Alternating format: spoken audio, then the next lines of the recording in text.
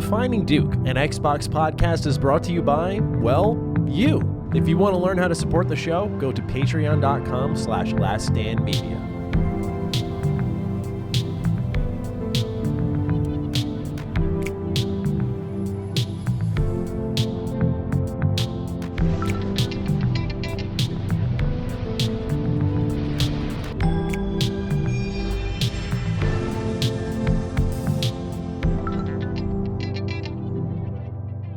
Salutations, everybody. It is Maddie here today, and welcome to episode 198 of Defining Duke, an Xbox podcast. Today, I am joined by Mr. David Wright himself. I believe I saw the number 5 on that. Yes? Yes, sir. Classic. Yes. I love that. Love my first that. Mets jersey ever. Oh, man. I love that. Yes, I had the Mets jersey last week. You're keeping the streak alive. We're in the NLCS right now, Cog. How are you doing?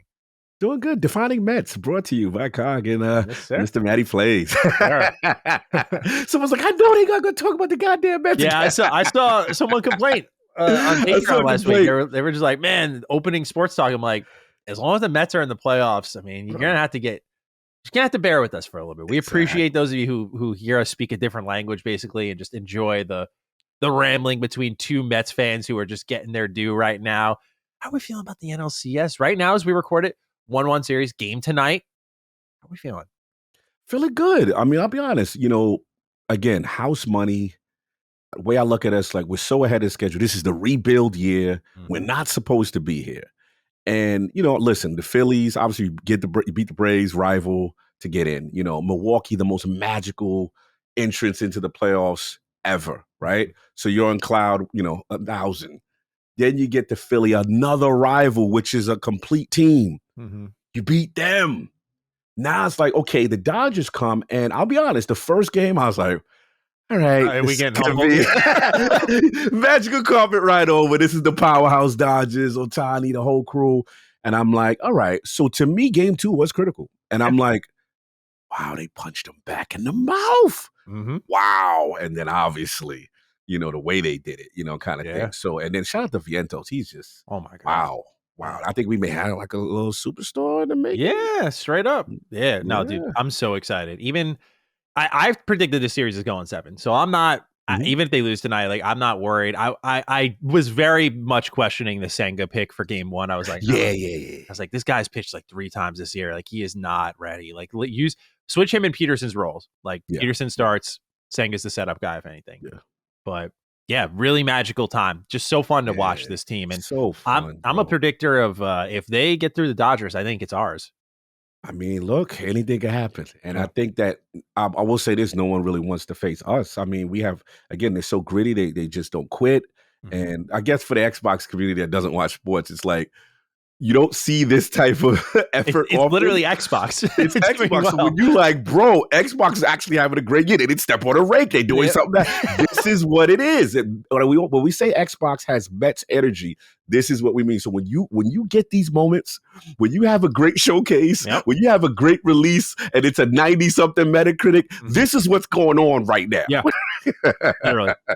Like back-to-back 90 Metacritic games, like everything over-delivering. Yeah, you're like, what's this? Who are these guys? But yeah, it's special, man. It's special. It just reconnecting with a lot of Met fans I have lost contact with over the years, and either through social media and Facebook or whatever. And you see people come together. Like, it was just like, this is super dope, man. Are you? So I'm just on this high, man. You trying to buy tickets?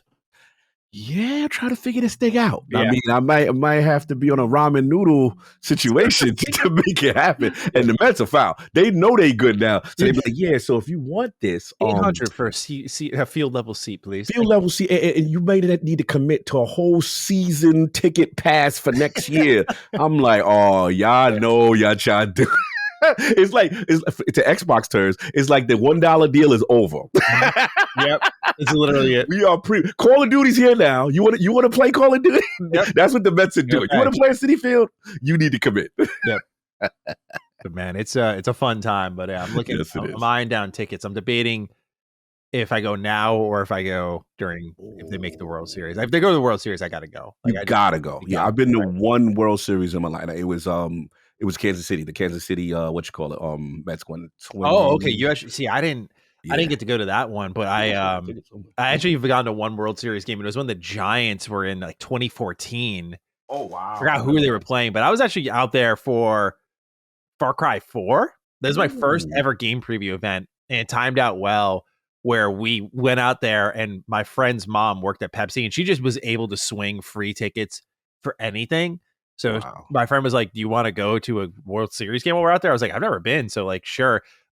It was so funny like how high stakes the baseball was for how little I was Wow. invested. But this is in the middle of like the Giants like dynasty run where they were just Oh yeah. unbeatable. Yeah, Giants So were cool. crazy back then. Yeah, you got to do it. Mine's a similar situation. A friend of mine, my best friend, he actually had worked with it in retail and sports buyer and licensing, and he was like, "Yo, Nike has tickets. Do you want to go? Hell yeah, City Field. What?" Dude, the thing is, now we're learning. I didn't realize until the Mets cracked it and made it to the division series. I was like, "Oh my god, it's been like 10 years, Bro, it's been that long. It's been almost 10 years." I didn't realize. I just year in year out, you're just watching and you're like lulled to sleep by the team of like, you get close in the wild card so many times, you get bumped, and you're just like, man. And you just realize, like, oh, it's been 10 years, over 10 years since we've been here. So Suffering.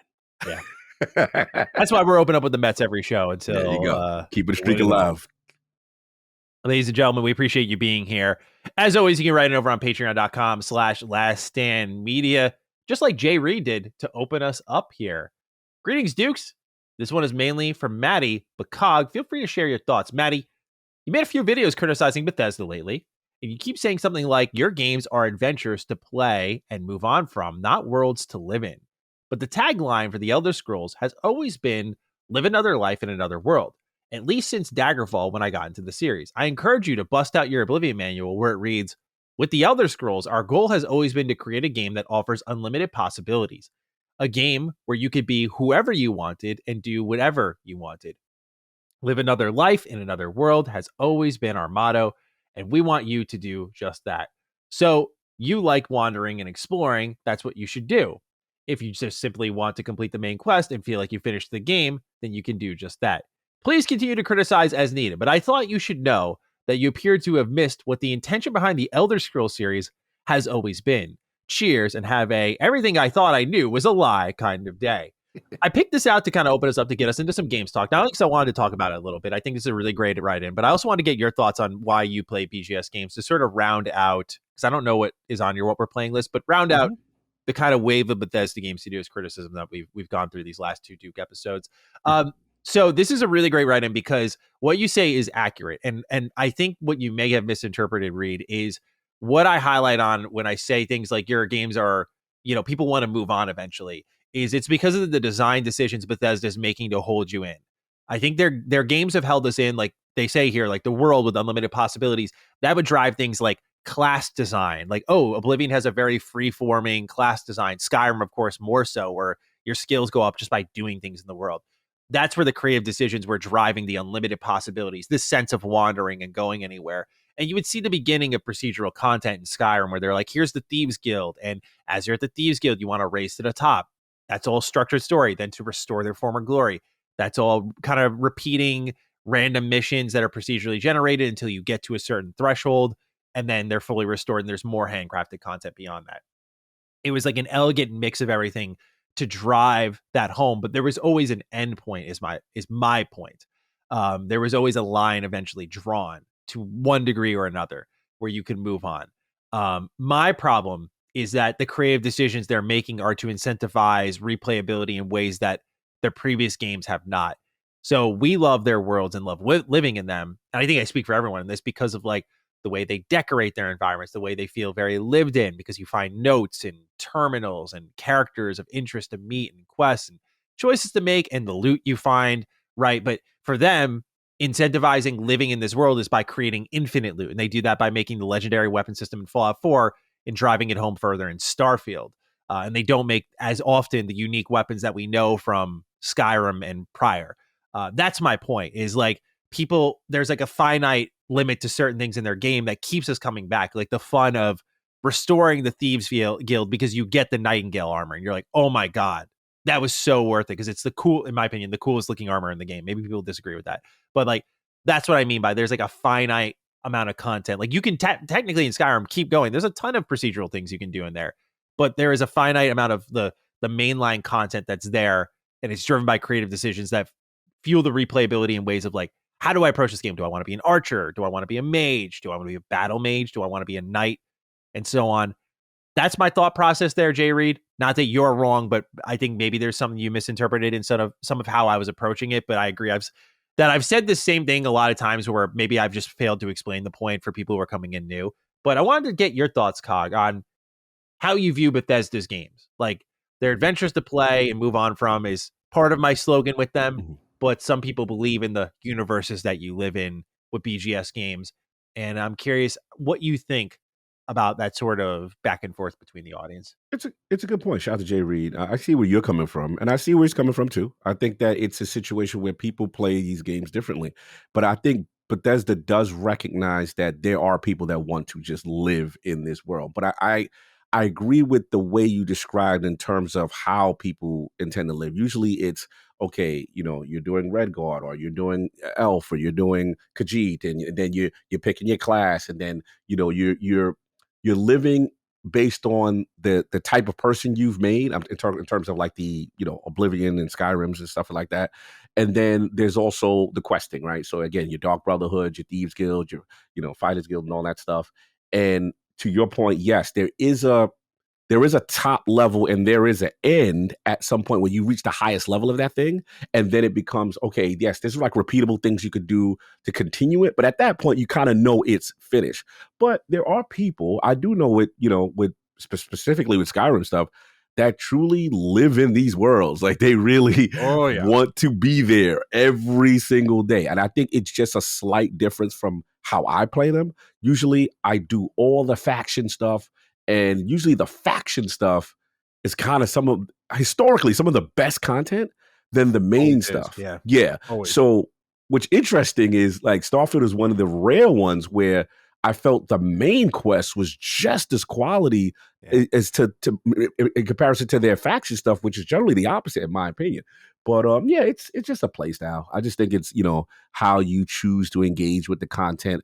I will say Bethesda does recognize that there are a lot of people like Jay Reed though that love their games and they just want to stay in this thing. You know what I mean, kind of thing. So it is what it is. But I also made a fantastic point in reference to handcrafted objects. What I mean, like tangible, like you said, the Nightingale armor, right? And I think of Starfield. I think of Crimson Fleet. I think of that Revenant gun. I think of unique ships, like when you do the Freestar Collective and you get that, I forgot what it's called, the Stars. It is a beautiful ship. It's so unique. It's so dope.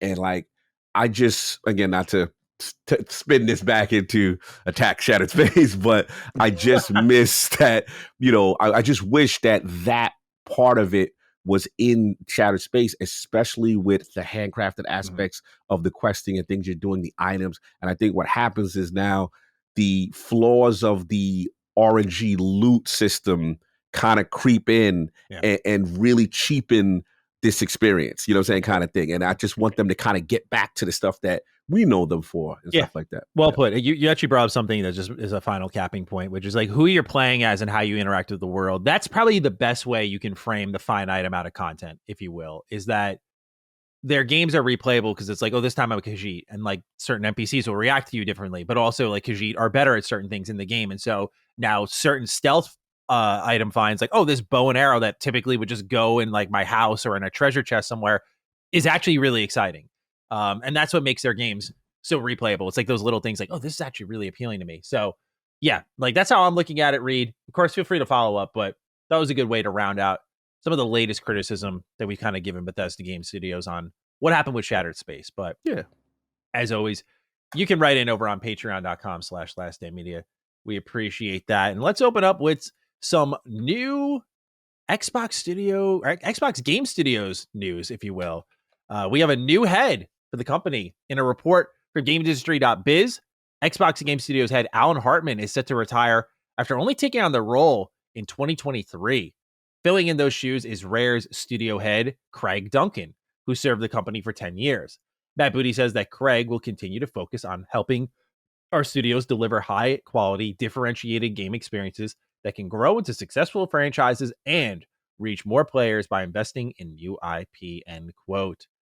Cog, your thoughts on this news? We have a new face for the head of Xbox Game Studios. Yeah, it was Addict that brought me my attention. Somehow I missed this this week because I've just been my head's been down in the sand and just been so busy with other things. But I did miss it. But I was catching up and I'm asking around, like, hey, what's going on? Is Matt leaving? Like I was so confused at first. I was like, wait a minute, isn't Craig just a studio head at Rare? Like, what's going on? So look, from my understanding, Alan has stepped down and is retiring, set to retire.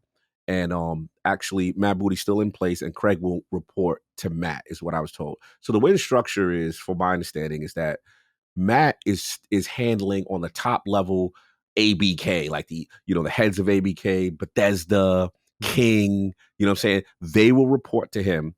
And then what I would consider Xbox Game Studio proper that we've known prior to the acquisition, the Obsidians, the Compulsions, 343, all that will go to Craig. And I've actually dug around. I've heard great things about him. I've actually heard really good things about him in terms of him being a perfect person for the role, as the lessons learned obviously at Rare.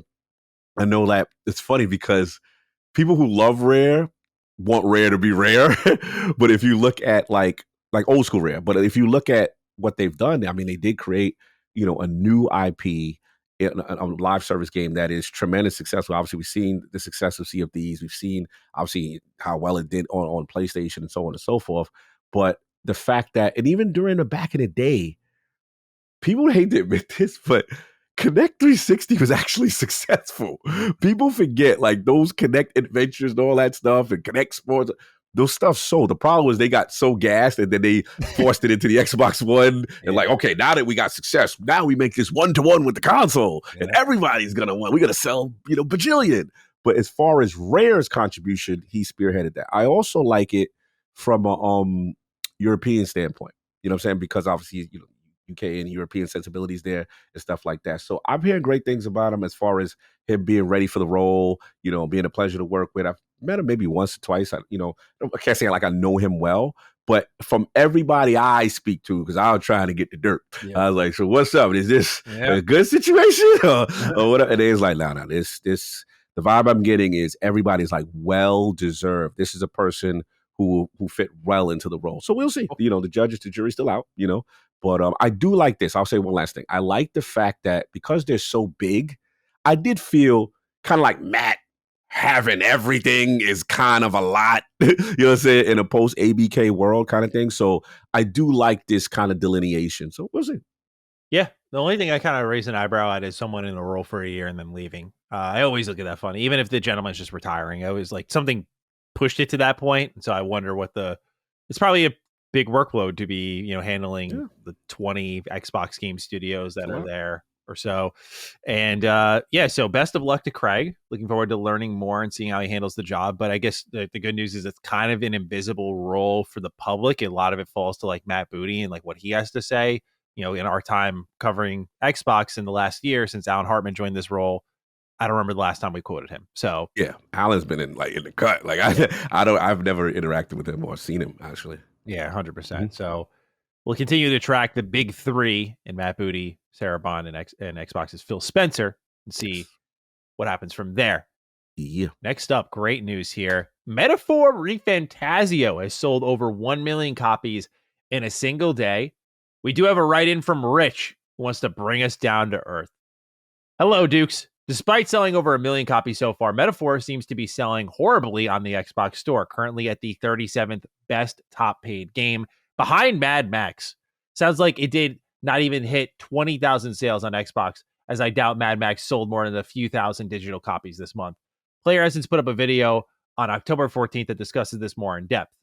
I remember King on the Iron Lords podcast once expressed interest in Scarlet Nexus when the panel was discussing how good it was looking until he told on the podcast it would not be on Game Pass, to which he said, I'm not going to play it then. This seems to be the opinion of the vast majority of Xbox gamers, including myself, as Xbox is the place I go to for my free games on Game Pass. Why should anyone there purchase an Atlas game when all the previous ones came right to Game Pass, including Persona 3 Reload? I used to purchase Atlas games day one on PlayStation or Switch. Now, since it's on Xbox day one, I'll be waiting for it on Game Pass.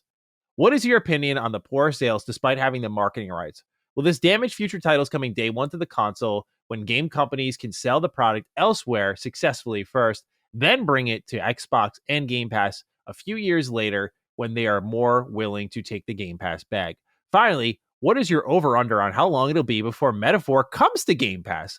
My original guess was around 6 months, but now I think it may be closer to 3 months. Sorry for the downer post, but it needs to be asked. Rich, thank you for writing in, Rich. So, Cog, first, your thoughts on the news here on Metaphor hitting over 1 million sales, and then Rich's very interesting writing here of thinking it's coming to Game Pass soon and selling games on Xbox, and was it worth the investment? I certainly have thoughts, but love to hear from you first, sir. Yeah, shout out to Rich, man. He's outside. He's outside with this. Look, let's not, try to minimize 1 million in one day, right? 1 million sales in one day is super impressive. Now, to his point, he said it was on the Xbox store at 37th.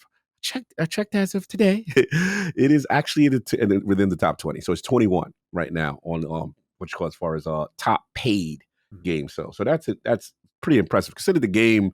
We're recording this as of the 16th. The game came out on the 11th. So let's relax. Let's let the month go through and let's see what the cycle does. But to be within the top 20 to me is pretty impressive on a platform that, let's be honest, is just historically not known for JRPGs. This is kind of, I would consider, the shooter box.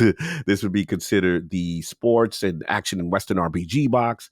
JRPGs historically always, especially new IP stuff and in Atlas games, miss this platform. So this is probably the first brand new Atlas game, that launched, at one time. But to his point, I want to give him credit as far as the whole mentality of like, hey, the Xbox gamer, they're waiting for free 99. They're waiting for, and I think there's some truth to that. I don't want to completely disparage. I think there's truth to this. There's people that be like, hey, I will wait. I think that in this case, because the success of this title launching, what we're seeing with JRPGs, we have to be honest, they are still niche in the grand scheme of things. Much as we like them, much as turn-based, it is still niche. So 1 million is impressive. Also, what we're learning with Square, when you did exclusivity deals, for example, with PlayStation, that ended up being a detriment and this is their own worlds, to their overall growth of what they're expecting from these titles. Yep. So even if PlayStation is a dominant platform and sold, 60 to 70% of those sales. Oh, they still want that extra 30%. They still want that extra, PC engagement as well. So I think this is still a net positive. As far as his last question in reference to when it will come to Game Pass, don't get your hopes up. That's just me, because I critically made a mistake this year. Me and you were going back and forth with Xbox Fantasy, right? And I thought, based on the first year with Like a Dragon, I'm like, oh, Like a Dragon, it was successful. But then, 6 months later, it came into Game Pass.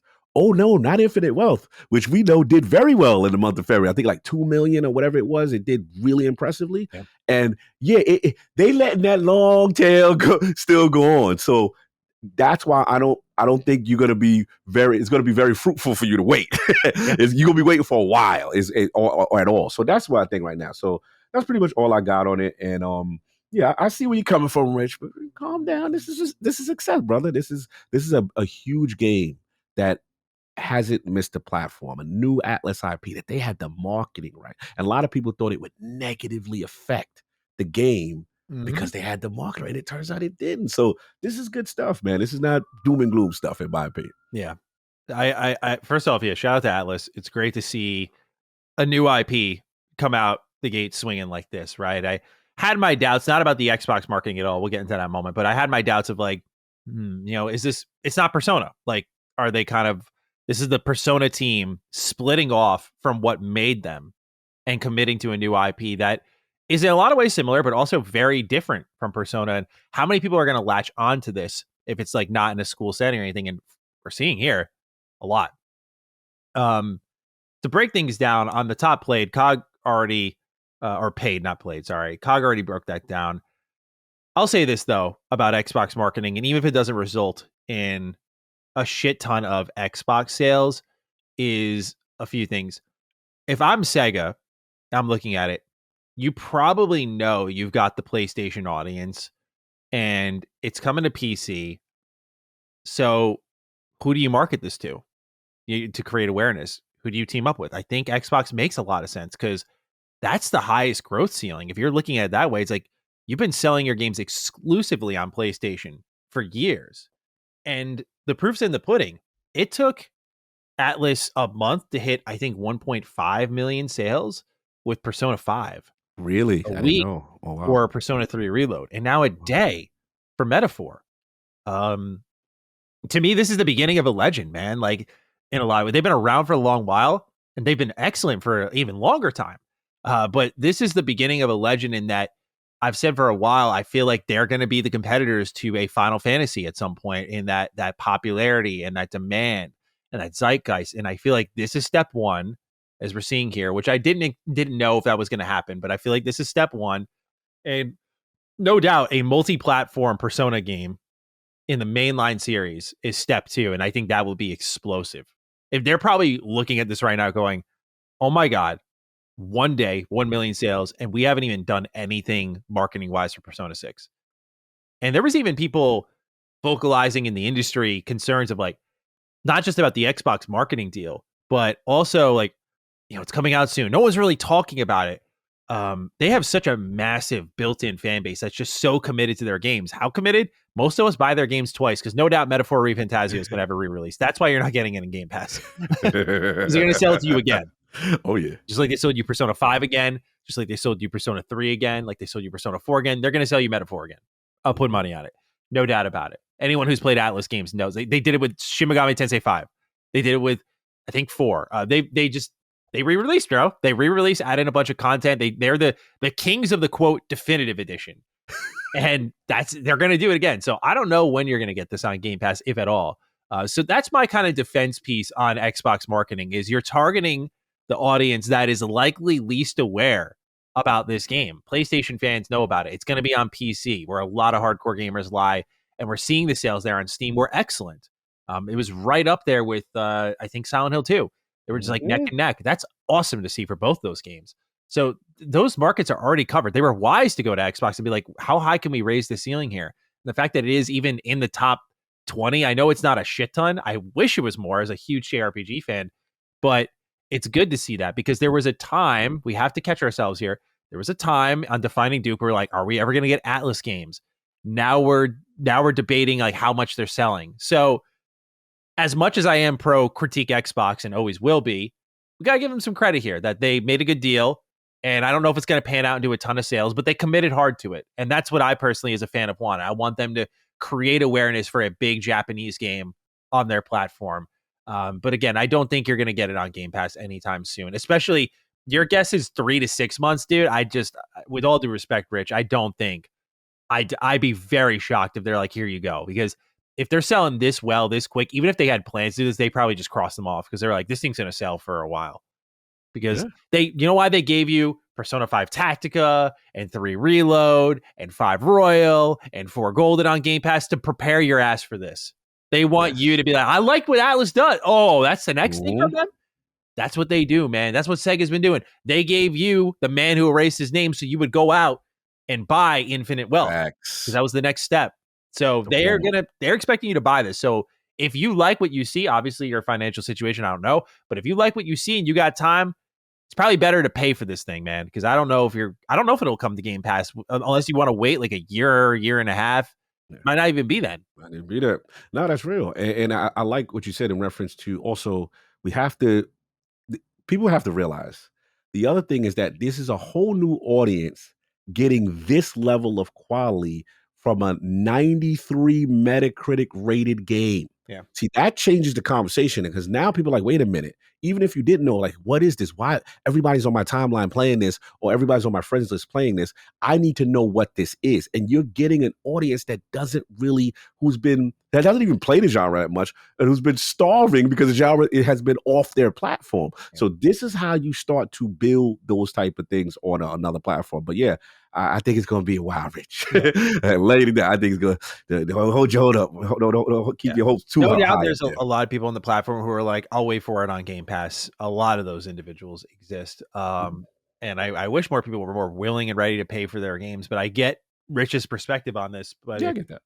If you already have played all these Atlas games, like you've said, and why should you wait for it when it's going to come to Game Pass? I think it's because I don't think it's going to come to Game Pass. So I think If you like what you played from Atlas and you want to play more of that, play Metaphors. We'll talk about later in the show. Yes, sir. All right, next up here, Cog, this is all you. Destiny Rising has been announced by Bungie and NetEase. It is a free-to-play mobile game with a closed alpha beginning in November. All right, Cog, we have a bunch of writings for you. Let's start off with Jin Sakai's rotting 300-year-old corpse. Hey, yo. That's wild right there. Hey, Cog, you're a devout Destineer.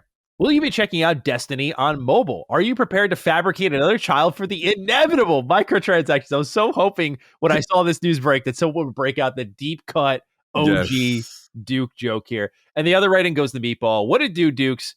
Hope you both have phones, because the only Destiny content you're getting for the next several years is the newly announced Destiny Rising, a free-to-play mobile game from NetEase. Cog, what's the gut check reaction to the announcement? I'm sure it'll be littered with nothing short of Diablo Immortal levels of microtransactions for you to waste money on. Have a getting the boys together and huddle around our 6-inch phone screens for a wild weekend kind of day. Yo, I actually saw wild. One of the most foul comment I saw about this is that I saw it on the trailer announcement. Someone said, I guess the final shape was a small rectangle. I was like, damn. I was like, that's so good. Yeah, those are bars. People are on fire right now with the jokes. But, to just set it up further, right? This is NetEase, who I believe, if I remember correctly, behind Naraka. Oh, yeah. They're behind Marvel Rivals. We like these games. Mm-hmm. They're handling your beloved Destiny. And to just set the table further, we know what's happened earlier this year. You have waxed poetic on how much Bungie has lost their way. Some of the new seasons and operations not doing their thing for you. This feels like the worst possible time to be, especially in light of the reports being no Destiny 3, to then announce a free-to-play mobile game for Destiny that is in that kind of hero-focused spinoff where you're not creating your own character, you're playing as someone in this world. What's the feel right now, man? Like, as a Destiny fan, as a future outlook, do you want to play this at all? Like, I even looked at this, I was like, I don't even know if COG wants to play this. So I'm so curious about what you have to say about this. Like, hit me with it. All right, Destiny Rising. Yeah, the timing was very interesting. Yeah. All right, I did know about this. Most Destiny community guys, we knew about this. NetEase, I gave them a bag years ago. We knew they were making a mobile game. It's just the timing of it right now was like, wow, it's now. It's here now. So in fairness, look, I don't play these games, but, I have to admit, when I did look at the trailer, I was like, yo, that looked kind of good for a mobile game. I was like, that's pretty impressive looking. I mean, they had the Vex, they had the different skyboxes, they had weapons, they had exotics, they had the powers. I'm like, okay, and apparently it's like this alternate universe or timeline or whatever. Look, is this a game I'm playing? Absolutely not. I am not a mobile guy. I am not the target audience at all for this. So this is not for me. I will say this. You know how I feel about NetEase, though. NetEase, say what you want, they make quality games. Like we talked about the Rocket Blade Point. I go hard for the Rocket Blade Point. Extremely high quality battle royal in the fighting game kind of genre. Obviously, Marvel Rivals. To me, I knew was in trouble with, Concord and all these other games. When I saw them, I was like, bro, that's the real hero shooter has arrived. Yeah, that's it right there. So I'm like, okay, they got their finger on the pulse. And it looks like, Bungie allowed them to have their creativity and do what they want to do with this. This is going to do well. The sad reality is going to do well, especially in those Asian markets. It's going to do very well. The way I look at it is like this. This is the necessary evil, one of the necessary evils for their survival. Is this game to be successful in conjunction with Marathon, which is, the next year, 2025. Mm-hmm. So if Marathon hits, and I know right now a lot of my hardcore Destiny community guys have been sent out there playing it. They're under NDA, so they can't speak. So I'm dying to know what the thoughts are. That's what starts to save Bungie from a financial standpoint. That's how I look at it. But as far as like from a creativity and from what I'm hearing, like this thing is it has a lot of gotcha, feel to it. So, they go microtransaction, to death. So I will not be partaking. I will not be creating accounts. I will not, have another child to try to play this thing. But I understand the hustle.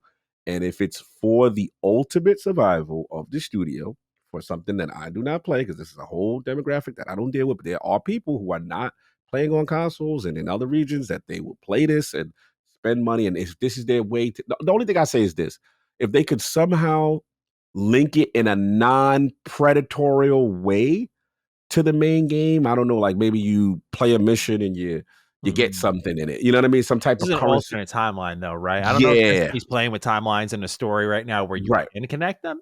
What I mean, not connect them lore wise, Oh, but connect them.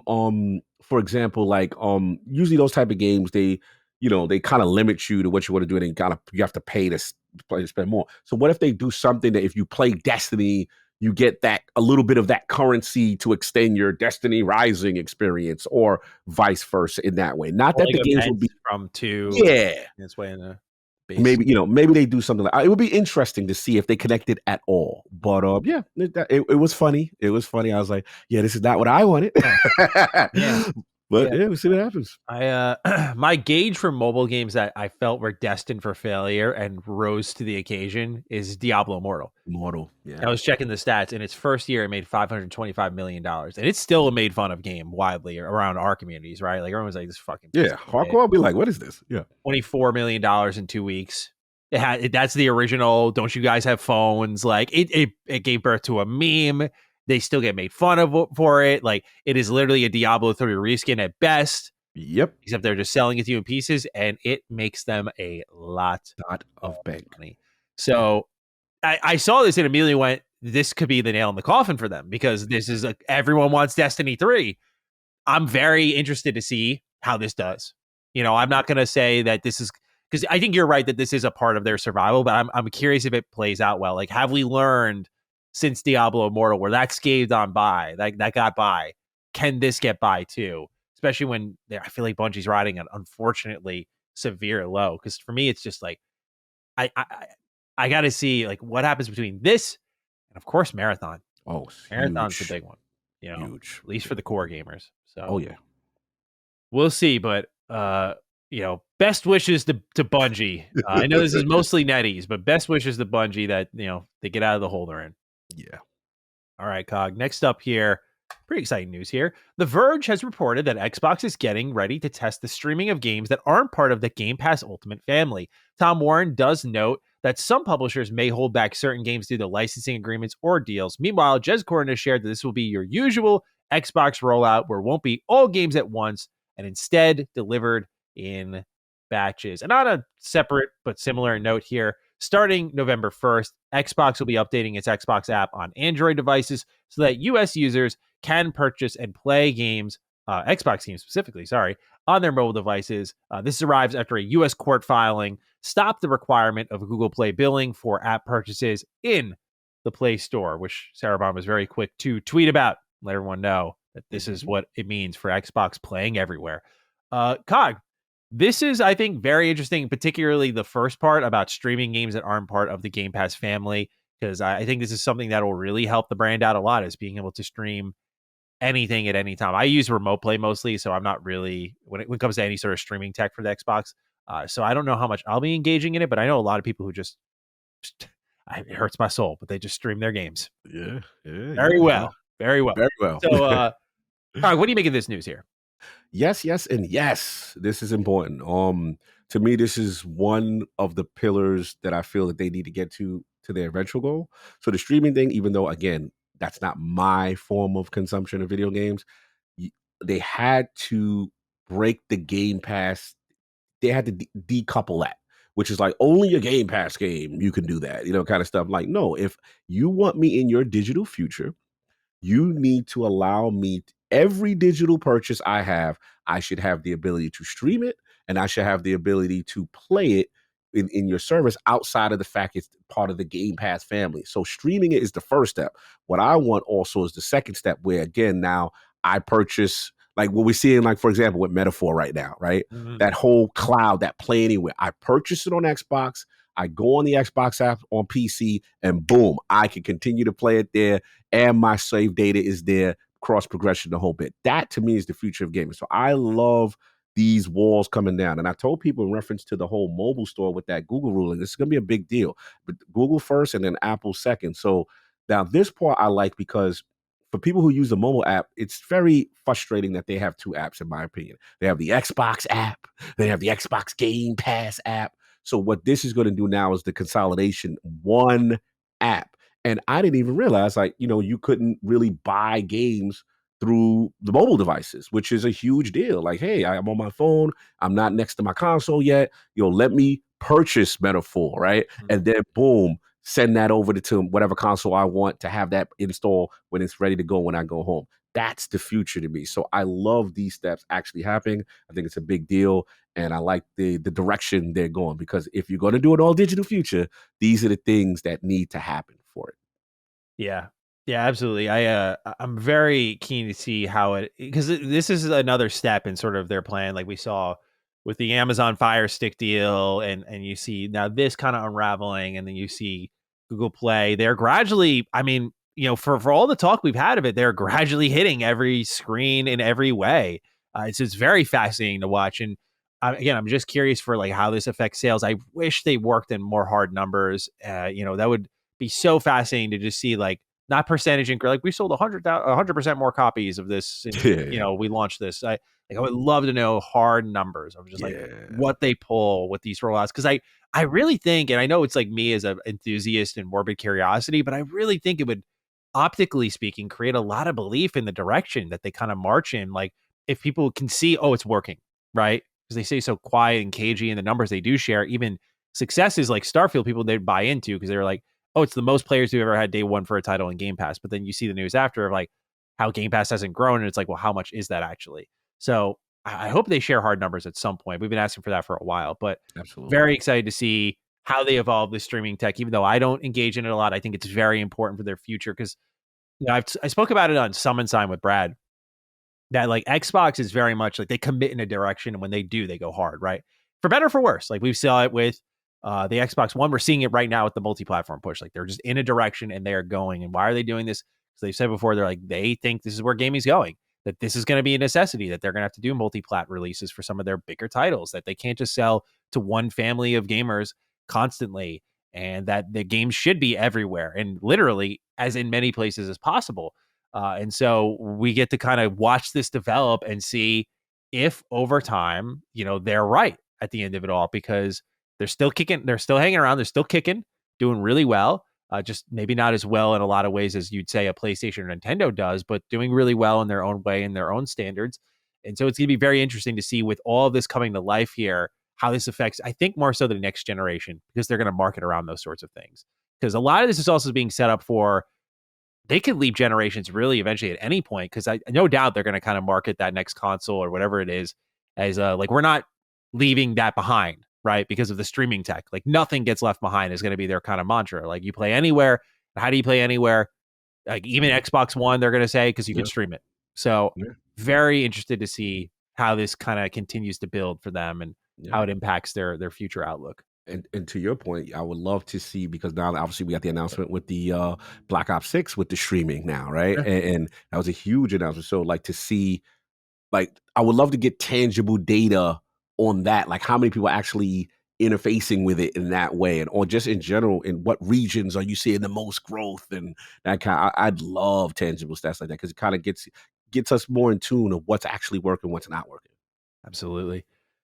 All right. Let's talk about Hog Leg, shall we? Our favorite. According to Insider Gaming, Hog Leg is getting a definitive edition that will pack 10 to 15 hours of new content in the form of new story quests, side quests, activities, and more. And the DLC is said to be separately available, likely priced in the $20 to $30 range, and is set to drop sometime in 2025. I might give this game another look if the timing is right.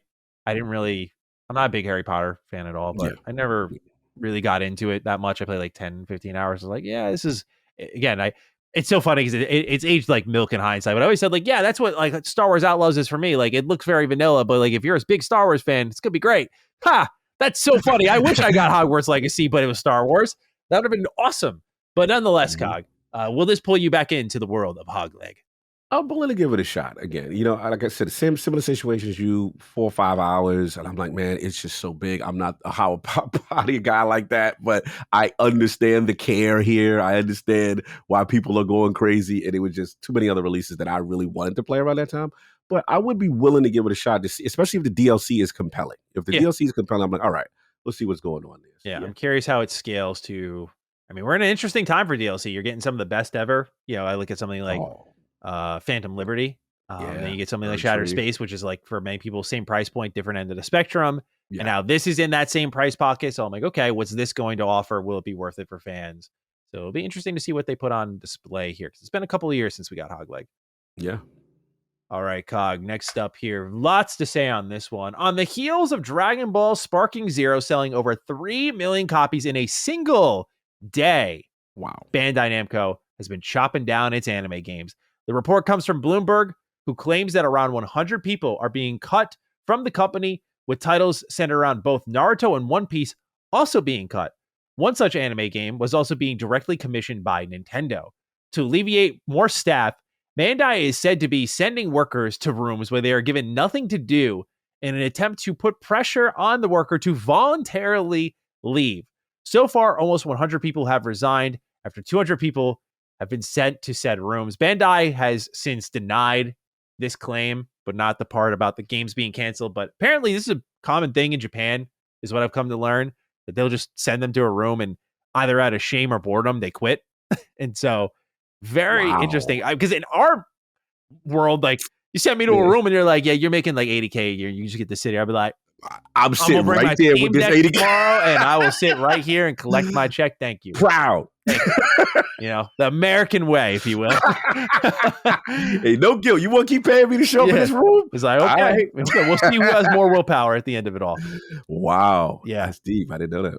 This is fascinating to me because not only like the layoffs and how they're handling it, on the project front, it's very interesting. Right now, and I don't know if this will be a part of the partner preview because like it just got rated and everything.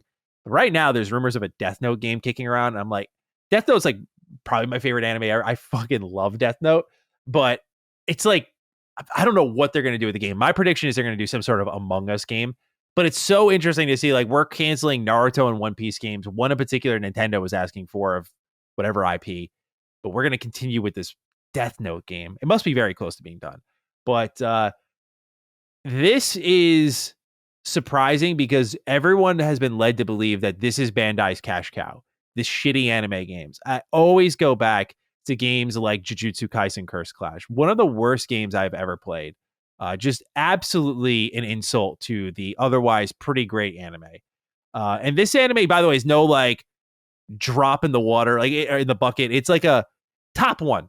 Got like a feature film in theaters, did really well. Mm-hmm. Huge in Japan, big in the US. Like, it made the rounds. It's big. It's popular with kids as well. Like, and you deliver them crap on a plate, man, with the Curse Clash game. Terrible. And people are tired of like the constant 3D arena fighters. And I think they're just cheapening out on them more and more. And people are waking up to it. They're not selling as well, rightfully so, because a lot of them are awful. Even Dragon Ball has not been immune to a bad anime game. They did Dragon Ball The Breakers, that like asymmetrical multiplayer game, and that was also terrible. So I mean, some people like it, but I think it's not. I think it's extremely mid. And so when you're canceling, like, there's the three big shonen: Dragon Ball, Naruto, One Piece. These have been the ones that Bandai have invested in the most when it comes to video games. Your Ultimate Ninja Storms, your One Piece Odysseys, Dragon Ball Sparking Zero. Dragon Ball is definitely the biggest beneficiary of big games next to Naruto. They're like neck and neck. To cancel Naruto and One Piece projects is crazy. But the thing is that what they have done with Naruto is lean more into the new Boruto shit, which I could be dead wrong here, but I feel like people give less of a fuck about. Like, they just don't care as much about Boruto and what's happened. I loved OG Naruto. I enjoy Shippuden, but I loved OG Naruto. But my love for the franchise has faded, and it's more like, if it's about OG stuff or Shippuden stuff, I'm in. But this new wave of Naruto stuff, it just should have ended when Naruto became Hokage. Like, it's just that simple. But it didn't. They just kept fucking going.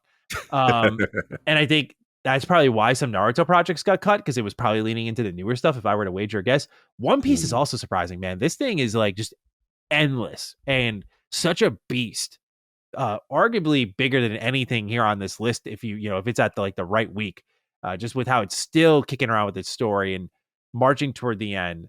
To see content for both of these cut is just fascinating, because it would make sense if they're cutting other crummy anime games. They did a Spy X Family game that was like a Pokemon Snap style game. Just like, what are you guys do? At least it's different, but I was like, what the fuck are you guys doing? So I don't know. I just have a lot of thoughts on this, because I'm like, at first I feel very justified. I'm like, yes, your anime games have been terrible. Like, you should slow them down. But now they're slowing down their big ones. And I'm like, well, if they're slowing down their big ones, are they going to do any other ones?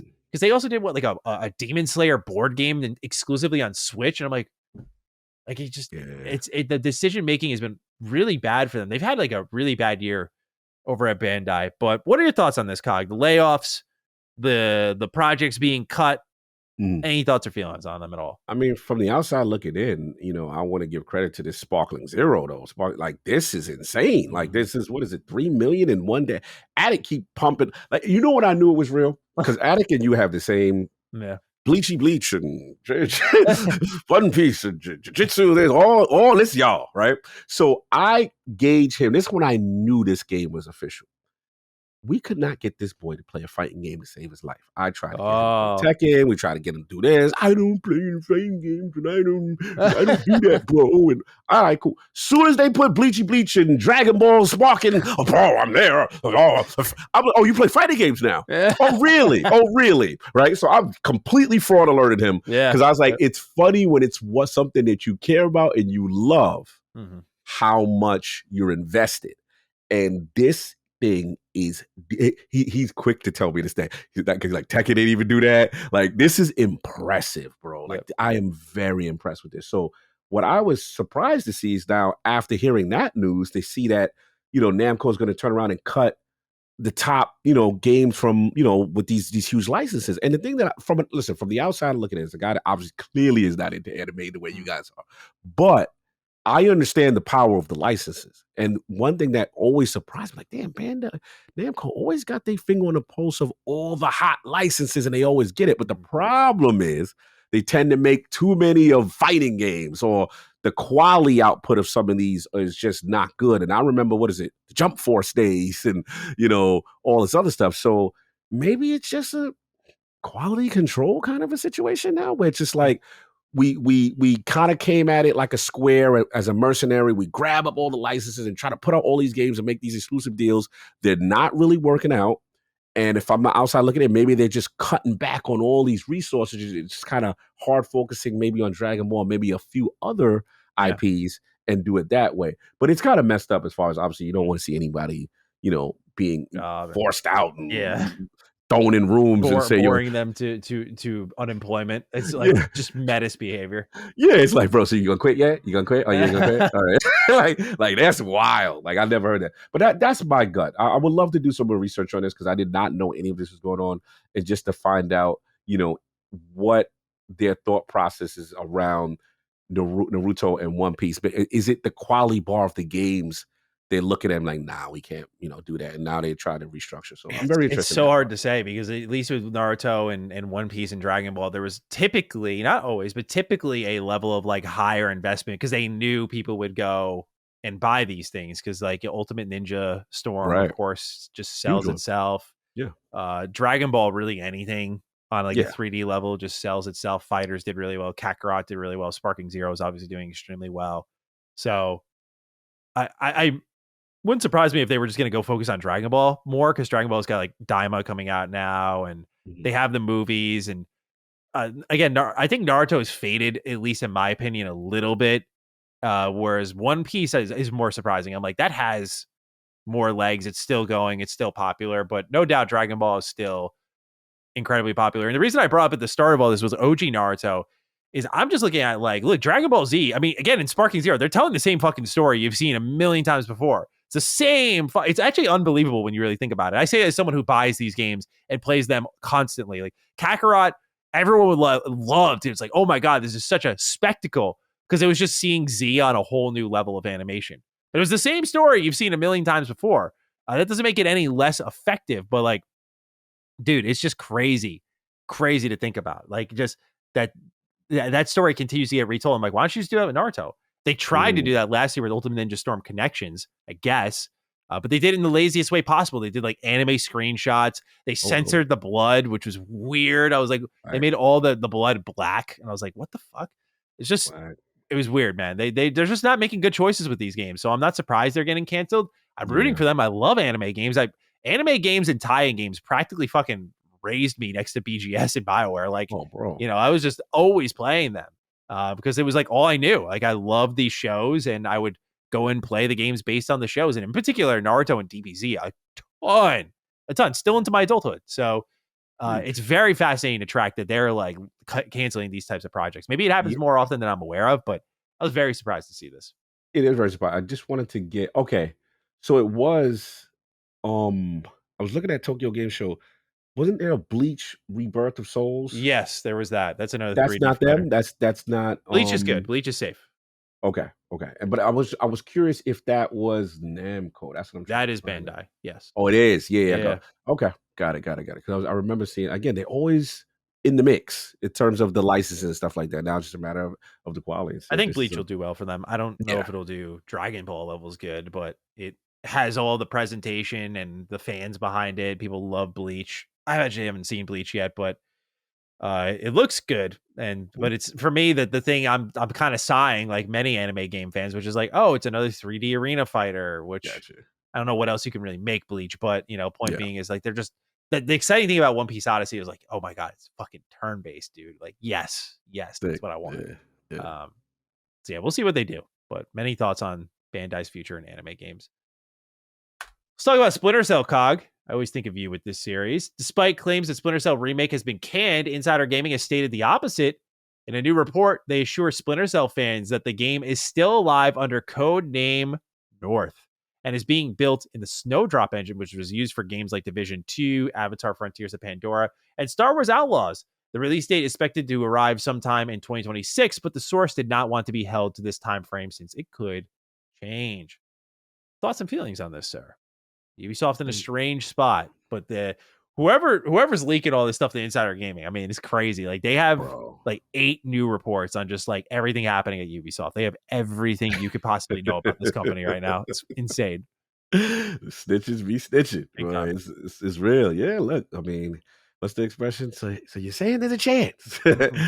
Like, I mean, I'm so frustrated. Like, it's just like, bro, like it's one of the premier franchises for them, and it just baffles me that it's taking so long and that they haven't seen the urgency to want to put this out. So I'm just like, I'm kind of in that. Yeah, I believe it when I see it mode, to be honest, because I'm so angry. It's like they're so disrespectful to Sam Fisher, bro. If you're a fan of this franchise, like you'll see him in a mobile game and you'll see his little icon everywhere. And I'm like, bro, like this is just you are literally spitting in your fan base. You know your fan base want this game, and you out here playing games in every way possible and blue balls and people.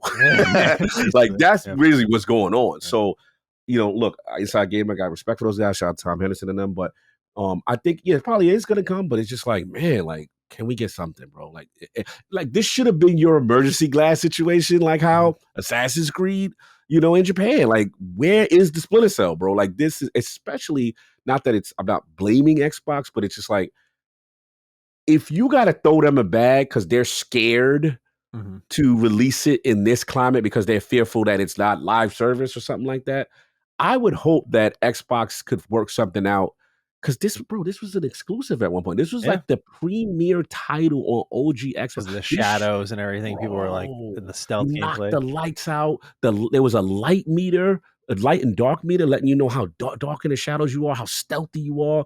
The splits above, hanging above the wall, bro, like Splinter Cell, like no disrespect. I know y'all Kojima and the Lale Lelu.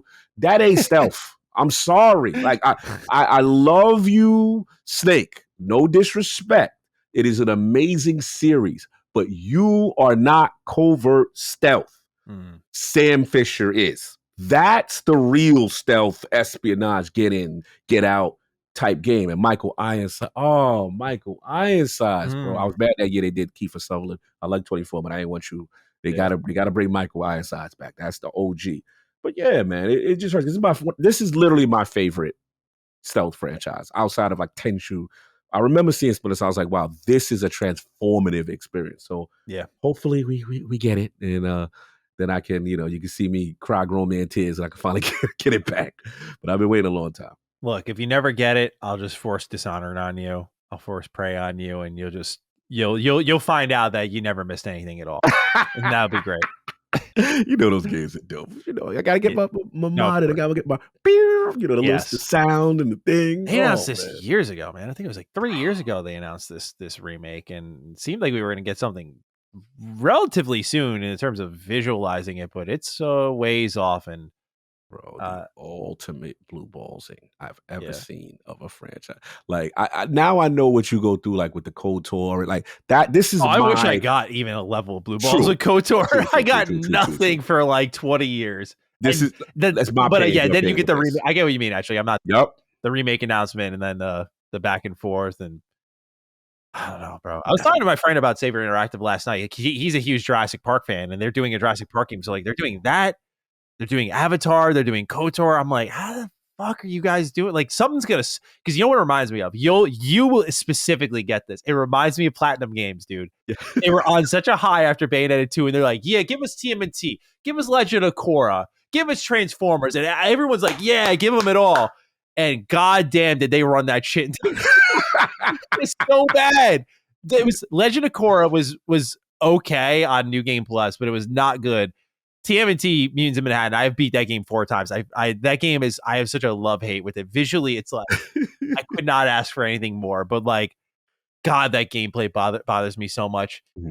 And then Transformers rises above the rest, rises above the ashes, and delivers. So devastation, dude. Just fucking cruel, just cruel. And I feel Saber is just like, they're making these deals, by the way, in the wake of the announcement, or I'm sorry, the success of Space Marine 2. And I'm just thinking to myself, like, some of these deals were made like before it even released, so they're just taking on a lot. I don't know. I'm scared. I know. I'm scared. Space Marine's getting all this new content. You saw? I know. 4.5 million players though since launch. So very big success. Yeah, it's doing well. I saw it on the most played list and paid list. It's doing very well. Well deserved, and I hope it sends a message to the industry of the types of games people may be seeking for on top of what we already offer. Hello.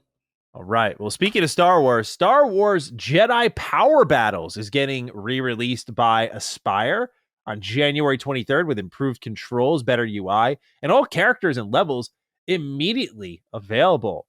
And Aspyr's taking on a lot as well. Speaking of companies taking on a lot, they're doing Legacy of Kain, they're doing this, they're doing Tomb Raider, I think like 4 through 6 or something remastered. Like they're doing a bunch of Tomb Raider games again. They got a lot going on there, but this one was a surprise. And you know what's great about this? This is a prequel-ass prequel game.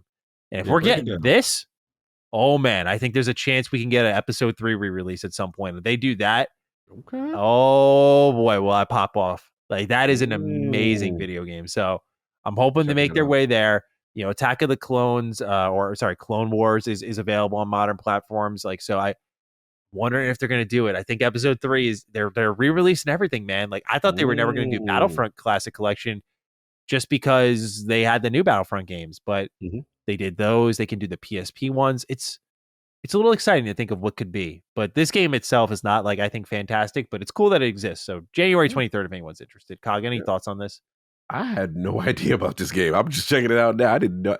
My Star Wars knowledge is very limited, so it's so interesting to see all these in the cut games that the hardcore know and are passionate about. And I'm looking, I'm like, yeah, it looked pretty interesting. You know what I'm saying? It's kind of like 2-player, but like it's just sword battle, you know, lightsaber battle focus kind of thing. Jumping, look like platforming and stuff like that. It looks like they got all the major characters and stuff like that. So no, it looks cool. I can see how that did crazy probably during its time. Yeah. Well, Cog, from good to bad we go. The Rap Guy has something to share with us. Here we have Microsoft releasing a Black Ops 6 wrap for the Series X and Call of Duty branded controllers. I'm not sure if you saw them yet, but I can link them to you. Okay. Yes. You have seen them. Sotelo74 writes in, hello, Dukes. The Rap Guy is back at it again with Xbox revealing the Black Ops 6 collection. A normal and Elite Series 2 controllers, customizable in Design Lab, and the dreaded Black Ops 6 wrap. What are our thoughts here? He can't keep getting away with this type of day. Cog, it's time to bring the Rap Guy to the front of the congregation. He won the war again, man. No collectible console for the Series X and Black Ops 6. I feel like this is such a fucking mistake, bro. It's actually unbelievable that Call of Duty Black Ops 6 could not warrant a new piece of hardware. It's like Starfield, okay, whatever. My little fanboy ass is just getting in the way of objectivity. Black Ops 6 just getting the rap? How does this guy keep getting away with it? he ain't getting laid off either. Let me stop. That's wrong, bro. I'm just like, look. Is this probably one of his best creations? Yeah, I saw the color scheme. Looks good. I'm like, the wolf and look hot. I ain't gonna hold you. Controllers look good too. Controllers are really good. Like the writing and all that on it, the design, fucking awesome. Yeah, it's just, bro, he's winning the war in the building, man. Like his presentation skills for these raps. He's got all the stakeholders in pocket right now, man. He's got the production going. Yeah, I was disgusted. I was thoroughly. I'm like, because look, man, I get it. You know, from what I was told, limited consoles from a manufacturing standpoint, probably not price resourceful, not efficient. I get it. But to me, this is you symbolizing Call of Duty on your platform in Game Pass. Like, this is the time to do it. You know what I'm saying? Like, if they now, I got no hope they're gonna do these joints anymore. I'm like, oh yeah, it's a wrap. They're not. If you ain't doing, if you brought you dragged the rap guy out for this, you ain't doing no limited. And I notice now, if you notice all the limited joint, it'd be like a sweepstakes, 1 out of a million. Go tinker with Indiana Jones puzzles, and maybe we'll give you this custom random thing that you got to hit Powerball. Horrible, by the way. It was just brown. It was just brown. Like, the console was fine, but the console or the controller itself, I was like, "Come on, guys! Like, this is the console looked like some great. Like it was gold bullion. It looked crazy, but it is what it. My new hope now is they have thrown in the towel this generation as far as consoles. I have to accept it. They're not doing limited. Remember, at least Xbox One had those, man. Yeah. Xbox One had a couple of them joints. So now I'm like, the hope is next generation, because they're not budging on this. Rap Guy has won the war, y'all. Do you think Rap Guy is responsible for the sweepstake push as well? Like kind of, that's how he sells it. Like, look, this is great marketing and brand awareness, and we'll do some team ups for like one console that gets made, but then I'll produce you 1 million raps that'll get sold. I'll produce you. Yeah, he's ill, man. His team is that team, the rap team in the building, bro. They got carte blanche. They get to do whatever they want to do. They have moved our guys into the limited edition zone. Yeah, they make them work on controllers now. Oh, bro, absolutely. Yeah, it's over. He won. He won the war. I guess so, man. You got to bend the knee at this point. Yeah, it's just what I was trying to look up is I can't even find, like, is there's a bundle that just like Xbox Series X with Black Ops 6. Like, that's what PlayStation did with the past Call of Duties. And if they don't do that, that's like, okay, limited console, we joke, whatever. I think you can get on without it. You might help creating that awareness and that connection a lot. But okay, and especially the shooter box. Like, we're not talking about metaphor exclusive things here. We're talking about Call of Duty. But man, dude, like, to not even like do a package in kind of like that's to cut you was miss. It's such a miss, because you know when I had that joke when I told you about how bad it is in the dude bro community with, like, you know, the Maddens, the 2Ks, and like, if you look, bro, I told you how bad it is with 2K specifically. NBA 2K is like the dude bro of all dude bro sports games right now. Even Sony got that PlayStation 5 2K pack-in. Yeah. With the no special console. It's just white, you know, that ugly. I can't stand the PS5. I'm sorry. I'm gonna get killed for it. It looked like a beach whale on its side to me. But it does. Look at it on its side. It don't look appealing. You know what I'm saying? But the smartest thing Sony did, package that joint in with you've associated. At least I should see that. Where is that card, that Black Ops 6 with a base Series X or a base Series S specifically? Like, come on. I feel like distinctly there had to be a time in this show where we were like, that's gonna happen. Like, we hand waved it, like, it's gonna happen. The fact that it's, I don't know, man. Really, if it doesn't, I'll give them the benefit of, game comes out in like 9 days. I don't know why I'm being nice about it, but I just feel like it's nice today. But just, I'm looking at like you gotta do something, man. Like, this is Black Friday, maybe. God willing, but I mean, this is just. You bought them to not to make a controller and a wrap, that's why I kept I took a lot of slings and arrows from what I had heard on ILP in reference to the marketing, right? And people were like, no, Cog, you're wrong. Look, see, they're marketing. Yeah, they're marketing it on Xbox specific channels. And if you go to the Call of Duty Twitter, the Call of Duty YouTube, you don't see Game Pass nowhere. You know what I'm saying? You don't see it. So to me, there's still something in play, in my opinion, that could be prohibiting them, or in reference to the FTC deal, and say, hey, we don't want this to be unfair, because if everyone knows that your service has it, then no one's going to buy it. There's something going on. And I will give them that, because it is very strange to me that this thing is not being lambasted from the rooftops everywhere on every platform that you could possibly know. So I still think there is something there, and maybe they have to kind of navigate that carefully. That's the only excuse I'm giving, because to me, this makes absolutely no sense. The rap guy, God bless. But as far as, the console stuff, yeah, like this should have been here. So I'm just going to chalk it up to that for now, unless we get more clarity. I know they have the Vault Edition. I know they have upgrade pathing. Yeah. They got all of that. Like, they handled the Game Pass side of things. They tied the beta to it. Like, they did all right with that sort of stuff. But just not packaging in the game with your console. I mean, that's just, I know they're kind of veering from the consoles to some degree, but I feel like even with the existing ones, just packing in the digital code slip. Slam dunk. The Series S pack in at least, and just, go there. So it's a cheap buy-in for those who are looking for a new console. I don't know. Yeah. It's just because the thing is a lot of people are buying PS5s. Like, people are still buying consoles, and Xboxes are still selling just slower. It's like, this is a good time for you to like jump that a little bit. That's a big jump to your number. Bro. I mean, we talked about how effective it was. Like, PlayStation kicked and squirmed for a reason. And you look at the PS4 marketing connection and how important it was to them.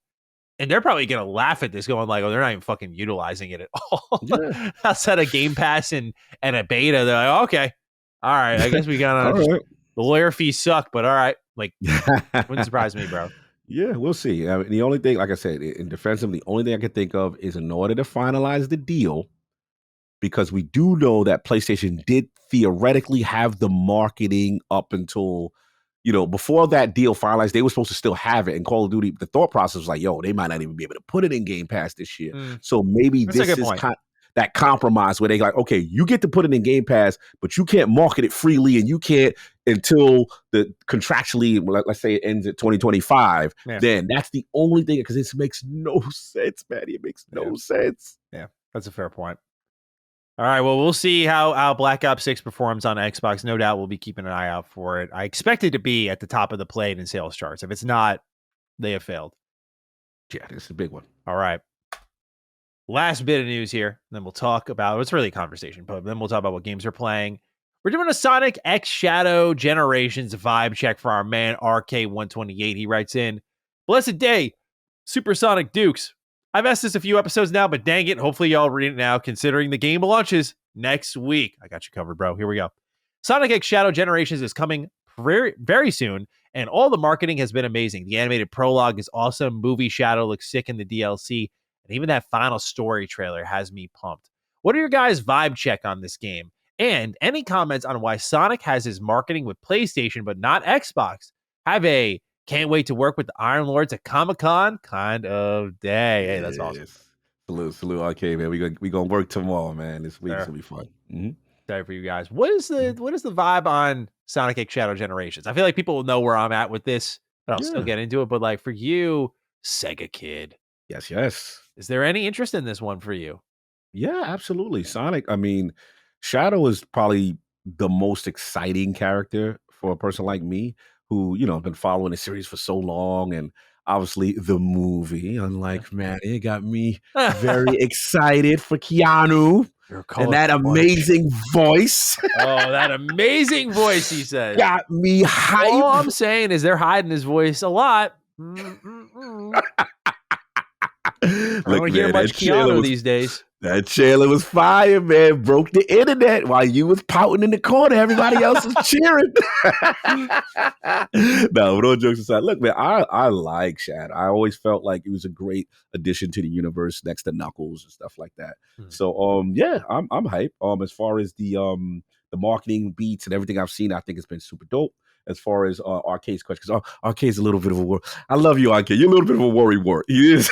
Everything's, yo, what you think? Yo, what's going on here? What do you think? I'm like, look, Sony dropped the bag, baby. That's just what it is. And we got to give Sony credit, man. They're really good at, when it comes to, I feel like the bigger IPs and what they feel is like the biggest, finger on the pulse of the culture stuff, they've been on it, and I think obviously the Sega relationship with Xbox has gotten better over the years, but Sony had locked this thing from way back. That's the vibe I got. You know what I'm saying? Yeah. So that's why I think it's just simple as that, as far as Sony has in the marketing. Let's be honest about player base and wanting to try to get the best possible reach that you can, right? Let's be real about, install base and stuff like that. So that's fine. I think that's cool. But I'm excited for it. It looks really cool. Yes, I will be there. Now, granted, this month, okay, between Metaphor, Dragons. Oh my God, bro. It's just craziness right now. So I will get it. I will get to it. I just got to figure out how, because Veilguard looms. And right now I'm trying to race through a lot of Metaphor. And I'm under the rope on Metaphor right now. So we'll see. I totally get it. Yeah, I've had to make some like tactical retreats from games. I in fact, Metaphor might be one of those games I have to like pause for a little bit because I have review duties, and also we'll talk about it in a little bit. I just finished, or am finishing Silent Hill 2. Probably by the time this goes live, I'll be done with it. But yeah, there's like certain games that Dragon Ball I have to shelve for a little bit. It's that kind of month, bro. I don't know who. I'm being selfish, but I'm gonna let it out anyway. Like, I don't know who benefits from this. Like, just this much great stuff at once. Like, we all want to play all this. Like, why is it not spread out? Bro, you ain't hear about the Stalker previews that went out today? Oh, I saw. Bro, they raving right now. This is another. I'm like, oh man, I didn't expect this to do this fantastic. Yeah, like that's the thing. I expected like, oh, it's good, but people are like, no, it's. Oh my God, they're doing it. Oh my God, this could be a Goldie. And I'm like, yeah, that's what I heard too. I was like, oh no. From like a couple of people I trust, and I'm like, I wasn't expecting this. Yeah. Yay. At least it's November and they were self-aware enough to do that. That's cool with me. Maybe I'll have time. I will make time for Stalker 2, I should say. But it's getting to the point where like I do this for a living and I cannot keep up. I'm like, who the fuck benefits from this? Especially when there's so many. Like Silent Hill makes sense. Like it's October, it's spooky month. Okay, go ahead, do your thing. But like Sparking Zero is going to dominate the market. Does Metaphor need to release in the middle of all that? Does it really have to? Crazy. I guess they all look at it saying, like, oh, there's different fans out there. I mean, at the same time, Sparking Zero is selling 3 million copies. Bro. So too is Metaphor selling over 1 million. So there's people buying it, making their choices. Yeah. I guess it's just a high time to buy games, and I know nothing about marketing and how this thing works. But for me, as someone who likes to play everything and loves a lot of stuff, I'm like fuck, man, this sucks. Save. It's a good time to be busy, though. Yep. To the point of Arcade's write-in, man. The animated prologue has been amazing. I don't know have you checked out any of that, but that fight was crazy. Oh my God. I was like, that was some of the sickest shit I've seen in all of Sonic before. They just really have nailed the cool factor for Sonic between Frontiers, what they're doing with this game, even the movies. They've really like nailed what makes him cool, even though he's like in this kind of campy, corny sort of department. They just managed to make him cool again. And I love that so much. But Arcade, it's going to sound so ridiculous. I have been on media blackout for Sonic X Shadows Generation because I don't know anything about the story or how they're even handling Shadows gameplay outside of the trailers that they put in like State of Play and the initial announcement. So, I saw the DLC for the movie. But otherwise, I know nothing really, dudes. I just know Shadows here, and I love Generations, where even if you were just reselling me Generations, it's fine. All over that. To know Shadows here too. Like, this is a dream game, man. So I'm just like, I'm taking it in. Like, this is when I hated Sonic. This was the Sonic game I accepted. This was the Sonic game I was like, yes, I love this thing. So just the re-release alone is cool with me. I'm curious what they're going to do with the story and how expansive this is. Like, I don't know how big the Shadow part of the game is, because Generations is, notoriously, some people don't like it, short, very quick game. So I don't know if the Shadow part is going to add a lot of meat to that, how they're even interweaving it. I don't know. I have a lot of questions. I don't have any answers, though, because I've been on media blackout for it completely. So very excited for it nonetheless. Cannot wait to play on the 22nd with early access. Yes, sir. All right, Cog. It's time to talk about what games we are playing. Sir, would you like to open us up? No. I can't do that song. With the battle song. Metaphor. I just let that. When that chanting go off, it's on. Sure. Like, music is fantastic. Oh my God. Yeah, man. Like I haven't got a chance to play as much as I want. I've been so busy. Comic-Con's been taking up so much time in a good way, Mhm. but I'm just prepping and doing stuff like that. But I probably got another 5 to 7 more hours on top of what I played initially. And I'm outside the city. I got my, my craft. You know Oh, what I'm okay. Got the saying? Gauntlet Yeah, Runner. got my craft and Yeah. stuff like that. And but I've been on some like I've been doing like all the little, hey, help me out, learn about my culture, Mm. get your wisdom up, get your thing, that stuff up. I'm going back, I'm purifying items. I'm really I'm in this good archetype flow where I'm taking like right now for my main guy, I'm still flirting with mage and seeker.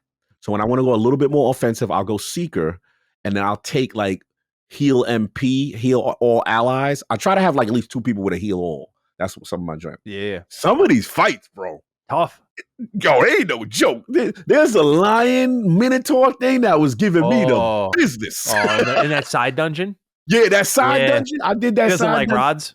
Bro, he's like, Yeah. if you come in there, he If I they see say a if you mage or if I see a healer, he it's said, if on I see a site. major healer, I'm gonna box you upside your head. Do not come in this dungeon with that. I said, hey, yo, all right. Because I was getting too attached to the healer. And what I like is there's a flexibility with the archetypes, right? Yeah. And I love the skill inheritance system. So right now, my man, Seeker with a little bit of some mage in inheritance. Then I'll have Stroll is like, he's my jack of all trades. Whatever the situation call for, I make him whatever the situation is. Mm. But my homegirl was Hulkenberg. She's becoming to be one of my favorite characters. I love her. Yeah. I just love the way she's written. I love the way she's voiced. I love her sense of honor and duty. I love as you get closer and you're building more relationships, she starts to open up a little bit more about her. These characters, I really like this cast of characters. It's really a cool mix. So with her, I took Knight away from her. She is my brawler. Like I puts the DPS smack down on people, and she's so good defensively that I kept from the Knight archetype. I kept the hey, bring the aggro my way if y'all can't handle it. Yeah, because she's resisting, she's tough, she makes the miss, eats damage, dude. Oh, like she's becoming again one of my favorite characters. So I'm doing that, and yeah, the story's been fantastic, man. I've been going on. I just finished some fight with one of them sanctified dudes, one of them what's this, because you got Lewis in the team. Yeah. You trying to do some shiciness to get his favor. Yeah. I'm trying to do some shiciness. But I just finished fighting some sanctified stuff on the airship thing, which was really dope. So again, loving it. As far as what I was gonna say, my only nitpick I would say right now is I feel like you could tell me, correct me if I'm wrong, with the bond system where they'd be like, okay, hey, let's talk and whatever. I don't feel like there's a way to fail that. I feel like there's like you just talking it. Yeah, you don't fail it. It works like I think Persona where you can. It's more like how can I maximize this? So I haven't done a ton of bonding yet because you're a little ahead of me. Okay. So I have like the social gameplay where I can go and like talk to people. Yes. And I'm like right in the middle of that first dungeon. Okay, I know you. Okay, got you. And so for me, at least in Persona, how it works is you'll select a dialogue option and some music notes will come out. And depending if someone really likes what you say, you'll get like 3 points and you'll see like 3 notes come out. Yes. And so that's kind of what you kind of play it as a game of like, what would this person like me to say right now? And that's what it is. So you're always maximizing it and that can get you along the social link much quicker versus failing it. It's not like a Baldur's Gate where I can piss someone off and they'll like die or leave, or at least to my knowledge. I don't know if Metaphor goes there, but if it's like previous Atlas games, that's how it would work. Yeah, no, it's fantastic. And like, again, so it's like, it's what you say, like it's maximizing the most you could possibly get based on the best possible answer and stuff like that. So I've been doing that. I've been doing my day night cycle stuff. The story's getting deeper. It's getting really deep without spoiling since I'm a little bit ahead of you. They're really flirting with utopian society versus what's happening and the classism, the straight up discrimination on certain things. I like this idea. I don't know if you've gotten to this part as far as the without spoiling, have you gotten to a part where they just talking about how the role of the king can be decided? Did you get to that part yet or not yet? Yes. Okay, Yeah. so there's that idea of, hey, anybody could be this, right? Mhm. And depending on what you do, kind of thing. So I'm loving it. It's just it's so deep. It's so engaging. It's one of those games. That's why I'm so mad. Because when I start playing it, there's no you're gonna play 2 hours and stop. Nah, Mhm. It's you're always a going. big chunk. Yeah, Always. so you've got to dedicate that time to it. And to be honest, it flies Yeah, I with was this about to game. ask you, what do you think? Because it's so interesting. This is, I call it your Atlas Awakening. I was like, Yeah. your thoughts on the pace of the game so far? Have you felt like any sort of lulling at any point? Not really, because I'm always thinking about one, how can I improve my archetypes based on the situation I'm in. I'm also a person that, from a weapon standpoint, you know, they really incentivize you with the dungeons with getting like weapons that need an armor that needs to be appraised and stuff like that, that can turn out to be better and bigger stuff like that. It's always about consistent improvement on some aspect of your character, whether it be the armor, the archetypes, the personality, all these little mini games and mini things to do to get to this eventual goal. And then obviously I spoke to Adam. He's way farther than me. And I didn't even know that, oh, yeah, no, you get 4 characters. I was like, oh, it's a 3-man. Oh, no, no, no, Oh, yeah, it's a no. 4-man. All I four. didn't. Yeah, he was like, no, Cog, it's 4. And he sent me a screenshot. I said, oh, Yeah. don't show me no more. Okay, cool. Yeah. So I now have that to aspire to. But I just love it. In the challenge, I've now gotten into the Atlas way of calm down. You could run away, bro. Yeah. Like them dudes over there on that block, leave them alone right now. Mhm. Focus With your on the face sight, greater. you're like, I see red. I'm okay. Yep. But there's times but here's the thing, there's times where I'm so strategic in the live action part of the combat where I'll run down on dudes, boom, beat them up that I know I like your whole left trigger, you can see we could be able to take them. Yeah. You know what I'm saying? And then I'll rough them up and then I'll see them next to like some bigger dudes and they spot me. Sometimes I'm dipping. You know what I'm saying? So it's that strategic, Yeah. kind of thing. And I love the dungeons right now. So Yeah. yeah, metaphor, man. Nonstop. So I you're can't you're stop. starting to see, we'll see how it pans out Yeah. long term. But you're starting to see what I meant by like, oh, these games are extremely long, but you don't feel it. You Yes. just don't feel it. You Like the don't. time just disappears. You just get lost in it. You don't feel overwhelmed. It's just a very remarkable thing that they're able to accomplish with games of their size. So it's Yeah. so awesome to hear you're loving It's it. it's truly I'm invested. Like it's become my favorite thing. Like I just Mm. can't stop. So I don't see it stopping anytime soon. Everything's kind of been on hold. I'm a little worried about Phil Dragon Siege right now Yeah. because I don't know how I'm gonna juggle this because I don't want to stop Metaphor. Metaphor has its hold on me, and I don't think it's going to stop. When I know when I you know me, when I love hard, so I don't think it's gonna stop. So Mhm. we'll see. We'll see. And I know I know you're gonna talk about Metaphor. And then the only thing I did take a slight break is that Destiny did drop their new Vesper dungeon. The Mhm. new dungeon. And usually any dungeon or raid, I'll jump in just to see what's going on. And this was I have to give them credit. This was a fantastic, Nice. fantastic dungeon. Nice. I feel like Bungie is at its best when they do like horror or dark themes. Mhm. And usually it's in the form of the Hive. This whole season is in the form of the Fallen. There's basically these dark resurrected Fallen that's come back and they're really corrupting their own race. It's a cool storyline. I was able to knock it out. They didn't do any shenanigans where you got to run some stupid mission 75,000 times. No, the dungeon was really dope. And it's actually, the mechanics are very high level. I would say for those who've played Deep Stone Crypt, you're going to love this. It's in outer space. It's in this like derelict space station that's kind of taken over by this entity. You're trying to figure things out, some cool puzzles. So I am definitely loving it. I finished it. And then they brought back a old school vintage D1 throwback weapon called the Icebreaker, which no one would thought they would bring it. The weapon was so busted, it just would regenerate ammo. So I was like, there's no way Bungie's going to bring this gun back. But they brought it back in a creative way. So that's the incentive to run this dungeon. So shout out to the homies who ran it. I was very impressed with it. And what I like about Destiny right now, boom, you jump in, you jump out, you get everything done.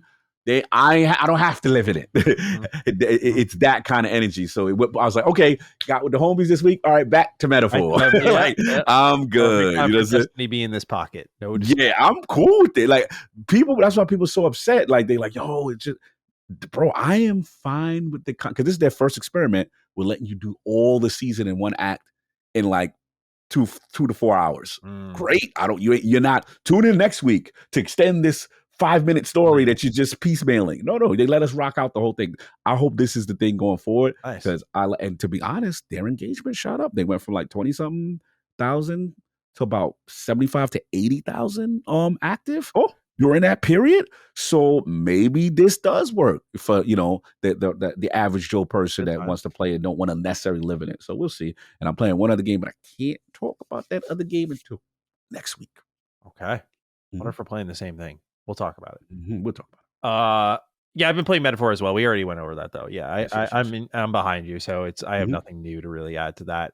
The one I do want to talk about is Silent Hill 2. Yes, Sov told me a lot about this. I want to hear your thoughts. Oh my god, yeah, I gotta talk to Sov about this. He's a survival horror buddy of mine, but man, I love Silent Hill 2, as many people already know. I know I spoke about it last week. I talked about Summon Sign, so people are probably familiar with what I stand on it. But if you are not familiar, it is to me just like art. It's and by that I mean that it's like, any game with messaging built into it is up to like your own personal interpretation, or really any piece of entertainment, right? Movies, shows, that sort of thing. But Silent Hill 2 is very much, it runs off of like your ability to look at things, and it's a media literacy test, as I always say. It's like, it's the gut check. Like, can you read into something deeper and extract value out of it? And when I saw people making mods of Angela, I was like, okay, some people blatantly fucking failed this test, like with flying colors. That aside, though, Silent Hill 2 is this remake, man. The other thing is, bro, I was pushing against Bluebird Team. I was against. I gotta come out with the same energy I was coming in with, right? Which was like, I was like, no, bad choice. This team is not good. But look, man, they have not just done a good job here. They have done one of the best remakes, man. It is. I am right at the tail end here. I won't say where. I'm at the final area. I got maybe an hour and a half to go. This has been a very treasured experience, like pure weekend gaming. I've saved it for weekends. I play it on the projector in the dark. We doing lights. We doing lights. Like it has been making content for it, so I'm just kind of enjoying.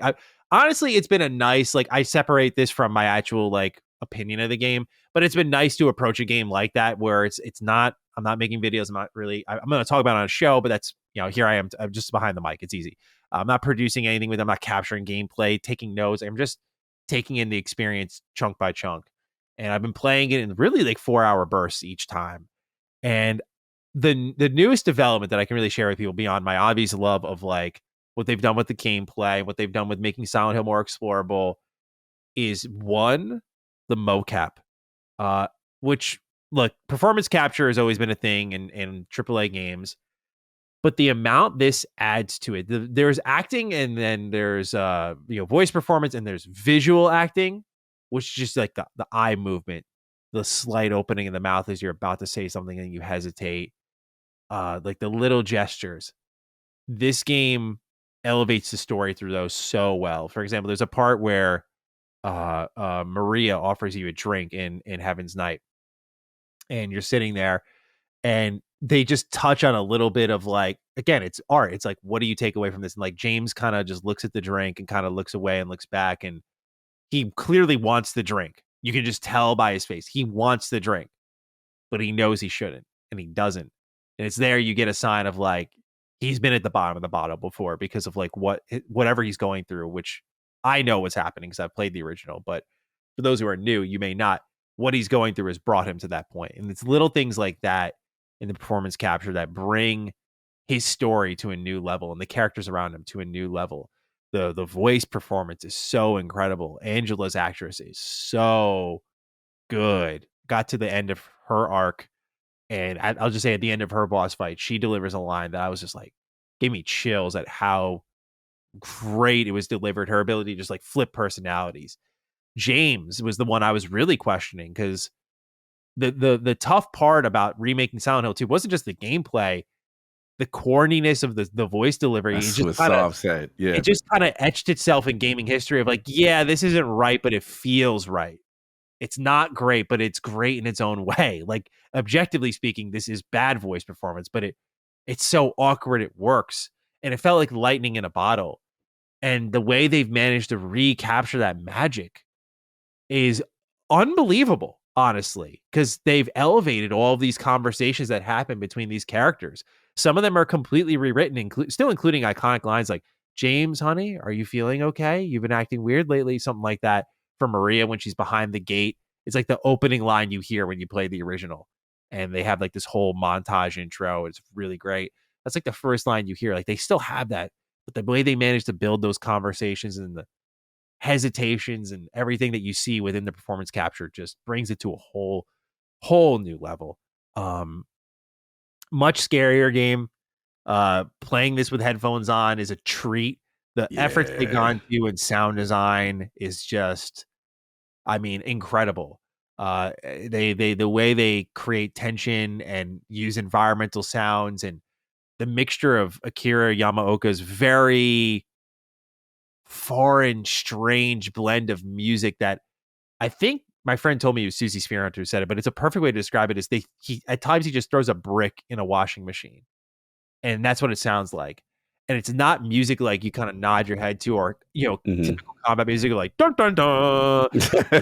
It's like just this rickety, violent sound that makes you uncomfortable. Comfortable. Yep. And the game just gnaws at you progressively. Oh yeah, it's an endurance test. It is. And that is what is so special about this game, is it really just chews away at you over time. And they've crafted something I think that is so brilliant. It just might be my game of the year, because I'm not really, I'm in agreement with what some people say about remakes, where it's like, yeah, we are going back to the well a lot. Some of these are just new facelifts, and those are fun, and I'll play them, and I'm not hating them, but I'm not going to act like they're as exciting as when I get a new game in a series.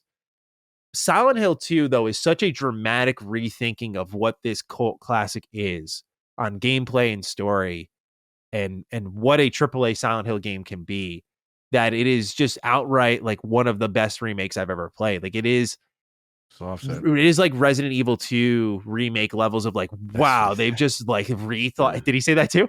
Yeah, he said that's unbelievable. Yeah, it just they rethought everything, man, and it is brilliant. It is stunning that this is a Bloober Team game. I mean, it makes sense for some people because they're like, well, they've always loved Silent Hill 2. But look, like, I'll use myself as an example. I love Knights of the Old Republic. I don't know if my game will deliver for people on the way Knights of the Republic did for them, but I love that game a lot, and it inspires a lot of what I do. I hope it will do that, but like, Bloober Team has been deeply inspired by Silent Hill 2 for many games. And they have come up short almost every time, if depending on who you ask. For me, every time. Yeah. To see them just come out the gates with this, it's like passion realized, first of all. And I'm happy to see them get a win. I didn't expect it. And it's really refreshing in today's gaming climate that we're getting something that's delivering against expectations, especially when the public was against them. Like, this is not going to be that great. It's Bloober Team. And the trailers in some cases were not looking too hot, in my opinion. To be at this point in the game where it's a considerably longer game. It's like I have like 16 hours in Silent Hill 2. That's crazy, dude. Insane. The first one or the original, I should say, you can run through in 5 hours. If you know what you're doing, less than that. If you don't know what you're doing, maybe 7-8 hours. It's a quick game. To over double that and make it feel really good to play. Just what a remarkable achievement. Just truly one of the most impressive games I've played in a long while. It's not perfect in every single sense. Like they added this new kind of labyrinth. In the labyrinth, they added this new puzzle that involves like rotating buildings and leading you to different parts. It's a game that's a lot about the rule of 3. Like, go do 3 of this, get 3 keys of this to unlock this chest that has a key in it that unlocks this door. If you really simplify its game design, it's a lot of getting keys to unlock things. But if you really just give yourself over to this world, the stories it tells, like, this is a depressing, harrowing experience. There is no exaggeration by this. No uplifting moments in Silent Hill 2. No, you will never get a moment of brevity, of uplifting, like, oh, I'm coming up for air. The only time you can do that is if you shut the game off. This game beats you the fuck up. It's wonderful. It's wonderful. And that's to my last point. This is the only game I checked on my Patreon because I was like, hey guys, are you guys having like a similar reaction? It's the only game that I have had a physical reaction to, in that I was getting like headaches after playing.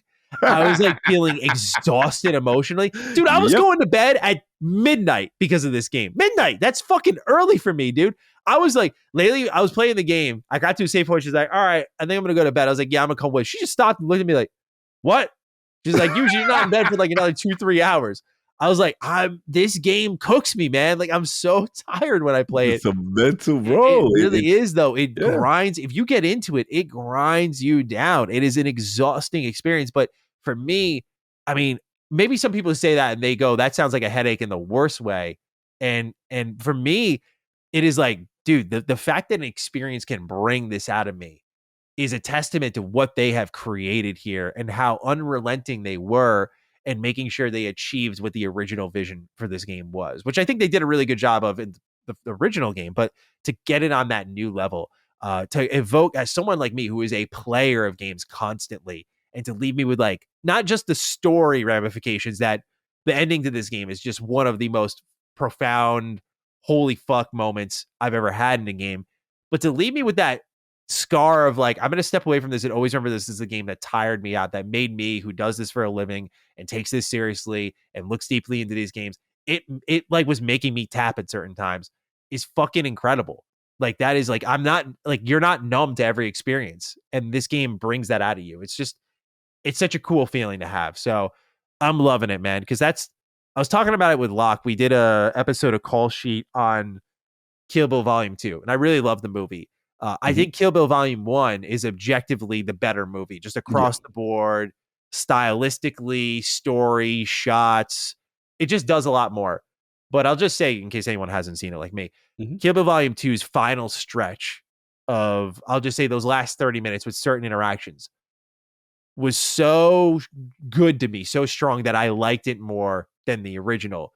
And to me, it's about those, when you think of a game, right? If I go metaphor, something flashes in your head of like, what does metaphor mean to you? What story moment do you think of that's like, man, I love that game because of that?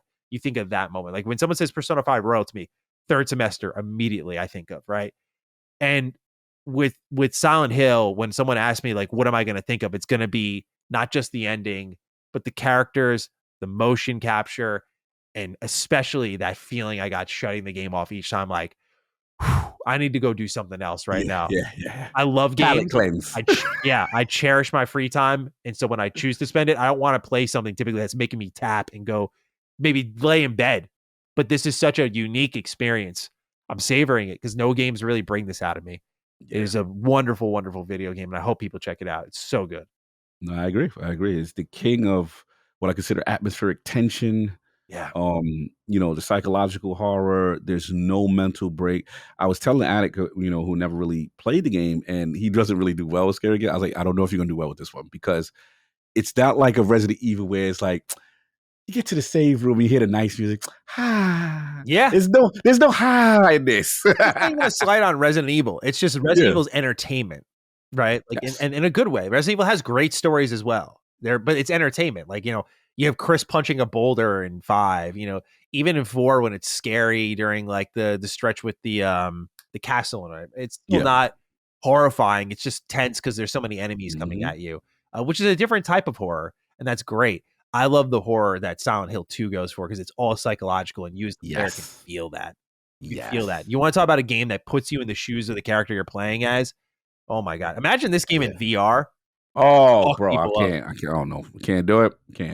Yeah. Those horror games are just too good in VR. I'm just like, I can't. I don't have to start. Brad was saying how he played Resident Evil 7, I think it was, for the first time in VR. And I was like, that is a trip, dude. That's awesome. Bro, I tried it. I remember it was 4. I was like, yeah, I'm good. I'm man enough to say I'm not built for this. It's all good. Dude, I respect that. But yeah, just what a great time for games, man. I'll just wrap up on that. I think it's been a low year for games. Like there's been some good stuff, but I just feel like a lot of the shit I've been playing this year, I'm just not as infatuated with as I typically am. And I know I'm not losing my luster because I'm still playing and loving stuff. It's just typically not stuff coming out this year. It's really nice to have this stretch where Metaphor is phenomenal, Silent Hill is phenomenal, and to have something I love this strong. It was like I was starting to worry a little bit, dude. Like I loved Trails Through Daybreak. That was at January, dude. I was starting to worry. I was like, am I gonna go through this whole year I had they this have them happen in joints for you. 2021. Yeah. It was weird. I played Hitman 3. I was like, that was the best shit I played in a while. And then I went there that whole year and nothing came close. And I was like, that sucks. Like, so it was really nice to have something crop up here at the end of the year that I really loved. There's been a lot of good stuff, of course, that I've talked about. Splintered Fate is like a nice hidden gem, but that's been a lot of what this year is, like a lot of hidden gems. To have something that you had marked on the calendar really deliver in this way, over deliver. Yeah. Oh, hell yeah. Awesome. All right, Cock. Well, that's what we're playing. Now we get to do a fun little thing here. The Xbox Partner Preview is this week, and therefore we will transition once more. Unfortunately, we're going to lose the man in the Mets jersey here. It's going to be me. You're stuck with me, unfortunately. But joining me will be our very own Brad Ellis, as well as Gene Park, to talk about this Xbox Partner Preview, where they announced Avowed 2, the Death Note game, and many other things, right? So we'll talk about it there. Ladies and gentlemen, time to transition, and we'll catch you with Cog and I for the Game Pass pick of the week to wrap us up. Well, gentlemen, that was a show, if you will. I'm joined, as I mentioned earlier, by Brad and Gene. Thank you, boys, for being here. Gene, I want to start with you. Top level thoughts on the Xbox Partner Preview. How are we feeling? Man, I don't know how to feel. I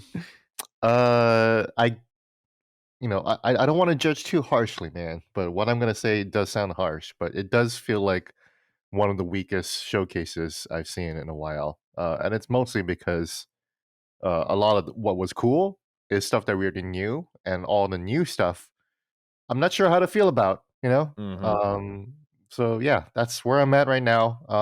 All the stuff I did see some stuff that got me really, really excited or interested even too. So I'll try to be fair. There's one game on this list in particular where I was like, that's a new one I didn't expect at all. And we've talked about the team extensively in this episode, so we'll get into that. Brad, top level thoughts from you. Partner previews over. How are we feeling about what Xbox had to show off in this very random middle of October showcase? Yeah, I thought it was okay, honestly. I didn't really expect much from it. Sure. I don't know.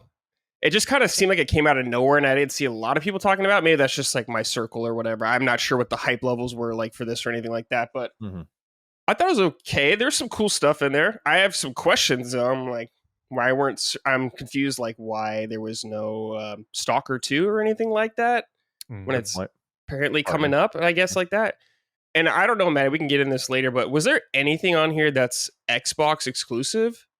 So I was peering around the Xbox wire after, because it's really hard to tell, especially nowadays, because obviously they end the branding, or the branding they show at the end of these trailers is always Xbox and PC. And then I went through a bunch of the wire posts for the big announcements, your Subnautica 2s, Miss Fall Hunter, all of these. And like even on like the homepage trailer, for example, for Miss Fall Hunter, like it just says Xbox and Steam. And I'm like, okay, so is this exclusive on the consoles? But it's hard to tell because this was something that kind of happened with like Blade, where there was just this big question mark, but like, will they say it's exclusive or not? Xbox Wire is typically where you go and you'll see it marked somewhere. And even there, I was like control Fing exclusive or only on, and I wasn't finding anything for really any of these games at all. Yeah. And I think that's because they're, again, the version of Xbox exclusive here in our Lord and Savior of 2024 is Game Pass. And we got, I will say, the ones that I was most interested in are where like that looked pretty good. We were already confirmed for Game Pass or are coming to Game Pass, which is pretty cool. So I feel like that's how they're kind of trying to set it up. Gotcha. But in the terms of exclusivity, we're always a little bit in the dark on that because there's that, I imagine, that marketing window where they're trying to just gather pre-orders only for their system. And so yeah, for me, top level thoughts was it was okay. I feel like I'm almost becoming horrible at reading what the vibe will be for these showcases, because I don't know if it's because it's obviously they're assigned to these consoles. So like the last State of Play, I was like, it was all right. It was solid in some ways, but I was kind of like whelmed by it. Same thing here. I was like, yeah, there's some okay looking stuff, but I feel like these showcases are at the point now where they're just happening so often that it takes something pretty massive to really get me excited, or obviously something like extremely familiar, like a developer I know and love. And we did get a new announcement from a developer many of us know and love, and that's in Firebreak from Remedy. But we'll kind of go in order down the list here of what was shown off. But for me, I just feel like the showcases are kind of just glancing more and more, and it's like I'm continuously looking at what's on display. Like, okay, maybe I'll get to that, or I almost feel bad for the games themselves because they're just not always super exciting showings. There was some interesting stuff here, but I would put it in the category of like where most of these random shows go, which is okay. And it's a little more forgivable to me for Xbox because they put on like banger summer showcases that I remember really well. Like these last 2 years for them in June have been phenomenal. So I'm a little more forgiving compared to what PlayStation does, where I'm like, you guys have had major and minor showcases that I've thought have been pretty bad. But let's go through the list, gents. Let's see if we got any thoughts on any of these games, right? Alan Wake 2, The Lake House. This is a new expansion. It's arriving October 22nd. I've not played this, so I have very little thoughts, but this looked more survival horror driven than what I even saw for the original game. Have both of you played this game? Yeah. You haven't played Alan Wake 2 yet? Yeah. No, I have not personally. Okay. Yeah. No, this is very, very exciting. This was kind of teased in the main game. It's just an area that you can't go.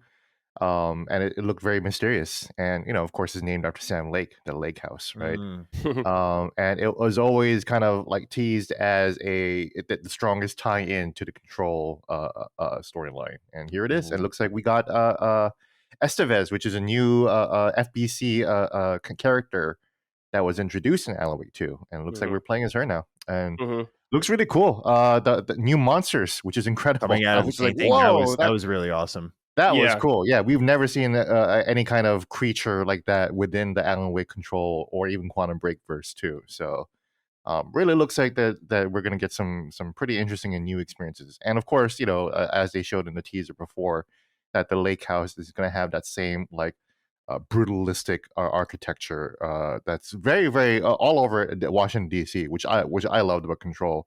Is that every building here looks like the Control building. So I'm really excited to go into Lake House and see more of that. Right on. I'm stoked about the enemies, particularly. G, maybe you can relate to this. Is like the enemies were kind of my least favorite part about Alan Wake 2. I didn't really like these ghost spectral things. I didn't think they were very satisfying to engage with often. No, every time you kill one, it never felt good, right? Like, yeah, now we got some like fleshy guys we can actually shoot, and so I'm like pretty stoked about that. And of course, like you said, the location looks awesome. So I'm pretty stoked about this. Yeah, you're right. The impact of the ghosts like always felt like kind of weird. It's just like, and then it's kind of like disappear into mist or whatever. They just kind of come back later on, and it's just like, and then Control solved that problem by making the hiss like just kind of pop like that. So like you always felt like there was some kind of good feedback. It really depends on like the audio and visual feedback for action games, and the gun shooting felt good. But when the bullets actually land on an enemy, it wasn't always the best. So, we'll see what we do. I like how this tall alien life form, it reminded me a lot of something you see in a movie that came out earlier this year in Alien Romulus, like a just tall, lanky, scary looking thing.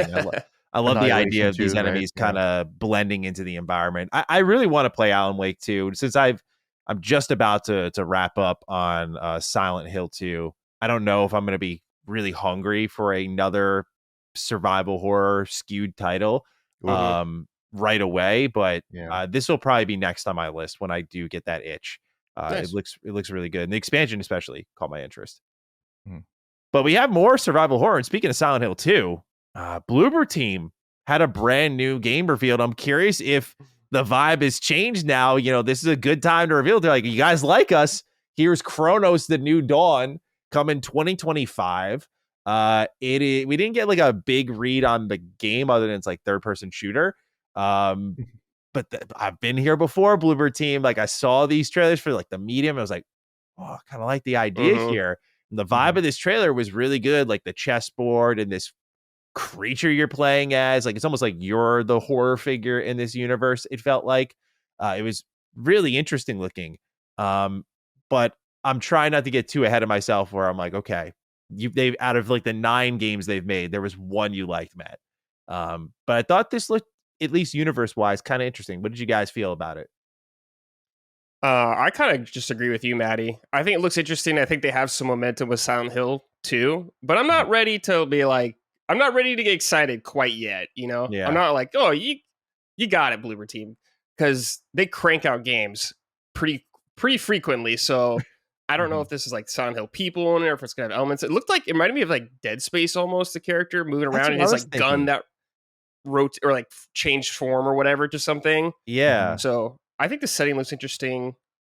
Got to see gameplay, of course, and get like that. But yeah, I was excited when they had that long trailer and then it transitioned to gameplay. I was like, oh, sweet, we're gonna get a good look at this. And the gameplay was like the briefest part of it all. Really brief. Which is just walking and then you see an enemy and then like that. Yeah. So like, we're not ready to show you killing something yet. Sorry. Yeah. Go ahead, Gene. Yeah, I'm with both of you. Look, I enjoyed Silent Hill 2. Obviously exceeded the low expectations, right? But it did show Silent Hill 2 shows that Bloober Team does have good level designers, and we already knew that they kick ass in environmental design and aesthetics. That was always what drew us to their games that eventually really, really sucked, right? So we know that they got that, but then it is encouraging that in Silent Hill 2, like the gameplay and the exploration was solid, right? We don't know if they have good writers, because again, Silent Hill 2 was tracing within the lines. Now they did add a few scenes in Silent Hill 2 that I thought were pretty good. Yeah. And we don't have to talk about them, but there are some new scenes that I thought, like, what, they are still like tracing within the contours of like the guidelines that the Silent Hill 2 did. But I have to respect them that they managed to find that balance that was really, really tricky to just add shit into this iconic story. And it didn't come off too bad at all. It was actually like, that actually is pretty good. And then the new sequences they added in Silent Hill 2 that are new to Silent Hill 2 uniquely were really, really good. So it's like, you know what? Yeah, I'm definitely not Bloober. You got this, but I'm willing to listen again. So yeah, it won my attention. Normally, I would see that logo pop. The difference was like the innate, the innate. Like normally, I see a logo pop and go, "Oh boy, piss break." And there's no immediate dismissal of Bloober Team today, so there's that. So like there wasn't the outright dismissal. Exactly, I was just like, "Okay, what is this?" And I watched with a little more attention. I was like, "Okay, that's a good change for them. That's a big win in my book." So I'll keep an eye on Chronos: The New Dawn. Shout out to them. It looks like they're really, really eager to prove themselves, right? So it's like, hey, it looks like we're actually going to find out really quickly, Bloober's real chops. And I imagine this won't be it for a while, because the rumor is they're doing Silent Hill 3 remake as well. And I mean, since Silent Hill 3 does bring you back to the town of Silent Hill, you kind of have that already built in Silent Hill 2, so maybe it's a little bit of an easier swing, kind of like what. I don't know if it'll be as quick, and hopefully it's not as much of a drop, but between RE2 remake and RE3, where you got those in like back-to-back years. Obviously, 2 got the most of the effort, but 3 was. I haven't finished it. I haven't played much of it at all, but I know people say 3 is good. Just it didn't get the deep amount of love that they felt 2 did. No, yeah, it did. It was not. disappointing for a lot of people, which is a shame. So I hope 3 gets the love it deserves, but at least some of the work may be kind of done, where they can turn their attention to that. So I think we're going to be hearing a lot from them, but it was interesting to see like a new IP on top of a game. They just released a game, a couple weeks ago? It's crazy to think about. At least respect, at least they're still working and being creative, or they're trying to. So, Absolutely. Yeah. They've gotten some respect out of me now. This next game, very keen to get your guys' thoughts. Very few shadow drops today, but there was one in Blind Fire, which is available in early access today. We got what I would define as a heavily scripted in-engine preview of the game, like the way the gun was moving and stuff. And I was thinking like, oh, this is just a pre-announcement. When I saw available today, I was like, what the fuck? It was like, what? Like, it didn't show the game at all, but apparently it's a first-person shooter about removing lights and playing with lights to get kills. I don't know. They didn't really show in the trailer what it was. And I saw some people on Twitter. I'm sure by the time this episode goes out, it'll be there available for folks to look at and play. But at the time of them saying it was live, no one could find it. So as we're recording now, no one's playing Blind Fire. But I'm looking for streams or videos, but nothing's up.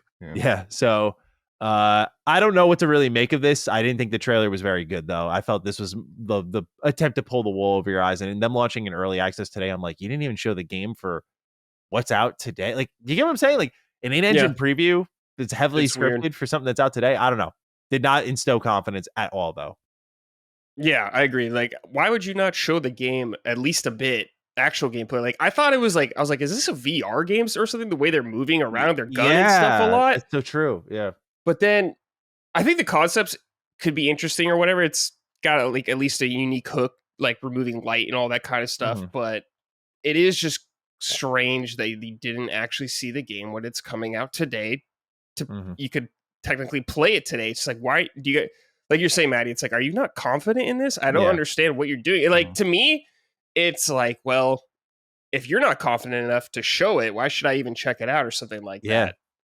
Like think of all the shadow drops. Imagine the finals when we got that season 1 trailer and like they didn't show any of the gameplay. They're like, it's out now. I was just or Metroid Prime remastered. They just don't show anything. They're like, it's out now. Like baffling. Yeah. Hi-Fi Rush, nothing, but it's out now. I don't know. Really, really bad call though if the game ends up being good. I don't want to judge it too hard, but there is one stream right now of Blind Fire. I'm not seeing any gameplay because that person is trying to queue up and no one's playing the game. So. Oh no. Because no one else is playing the game. They're just queuing it up. So all I see is a queue screen. There is like 3 modes. There's team body count and body count, and you get 1 life each for both of them. So it looks like a no respawn, 1 kill, 1 kill game. Yeah. Well, when I saw the trailer, I was like, "This is look at this fake fucking game.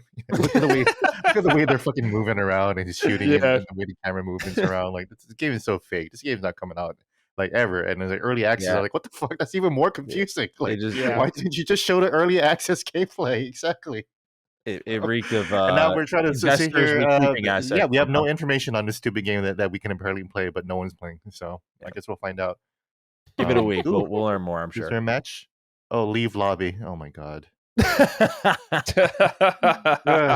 Pulling for you, Blind Fire. You got this. Yeah, modern cool gaming, name, folks. Cool name for what the game's about. I'll give them that. That was a cool name. Yeah, and you know what? The concept looked cool and the graphics are cool, but you know, like we're running on no information here. Yeah. So.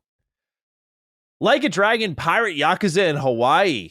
Got a new trailer for this one, and the release date moved up a week, February 21st, 2025. I still have to play Infinite Wealth. I don't know if I can play this separately, but I kind of want to. The idea of like a Yakuza game that's also Black Flag is just, I didn't know I needed this. It's so crazy. It's so awesome.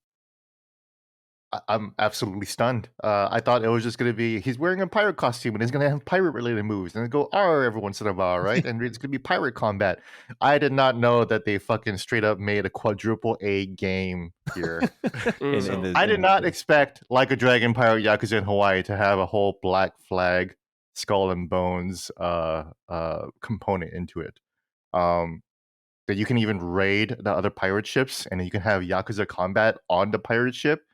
And the fact that this is going to come out in the same month as Assassin's Creed Shadows, it's like they're just shitting all over Ubisoft, you know. I literally think they do see opportunity. I kind of read it the same way. Like they were just like, "Fuck it, man, let's go for it." Like they said, Black Flag remakes on the way within next year. Like let's just go after. Let's go after. There's a Black Flag remake, and like they're like, "Oh, you want to remake that game? Well, here you go. Here's a whole new experience, by the way. Yeah, in Hawaii. Absolutely astounding. I can't wait to play this now. I was pretty excited because the combat looked cool. Like you know, he's doing like aerial raves, like Devil May Cry style combat. It's like this is already different. Yeah, and with the whole pirate ship thing, I it's unbelievable. So yeah, this is obviously part of the show that like really like blew me away. So have you guys played Infinite Wealth? No, not yet. Okay, I played it. Is that kind of neon lit area? Is that new? Is that whole interesting? I was like, this looks so cool. I immediately, I've been wanting to get like fully Yakuza brain rot for a while. And I just want to go from, I've played Kiwami 1, 2, and I played Like a Dragon. So I just want to, at this point, I'm like, I'm in, man. Like I just go 0, 3, 4, 5, just go all the way, you know? That's how I operate. But man, I see this game and I'm like, I really want to cheat and just jump ahead of lines. I love Majima. I think you're totally good to just jump ahead to Infinite Wealth, especially with Yakuza Kiwami 1 and 2 under your belt, and Like a Dragon. I think you're already a more advanced Yakuza player than most people. So I think you're safe to go into Infinite Wealth. Super fun. You know what it is? It's my Trails gene. Like my Trails genetics are just telling me, oh, you got to go the whole way. You know, Final Fantasy 14, you got to go the whole way. You know, One Piece, you got to do the whole thing. So it's so hard with Yakuza. I'm like, there's so much story and like character development here that I'm gonna miss. I know not all of it is brilliant. I know there's some slower, not as good Yakuza games, but I love me a good pilgrimage. And this game looks like it'll be a great notch on the belt. Because then there's other spin-off titles like Ishin that I'm just like, I'm interested in that too. Like, I haven't even played that. Yeah, they're such great looking games. This game series must sell ridiculously well for how often they make games in the franchise.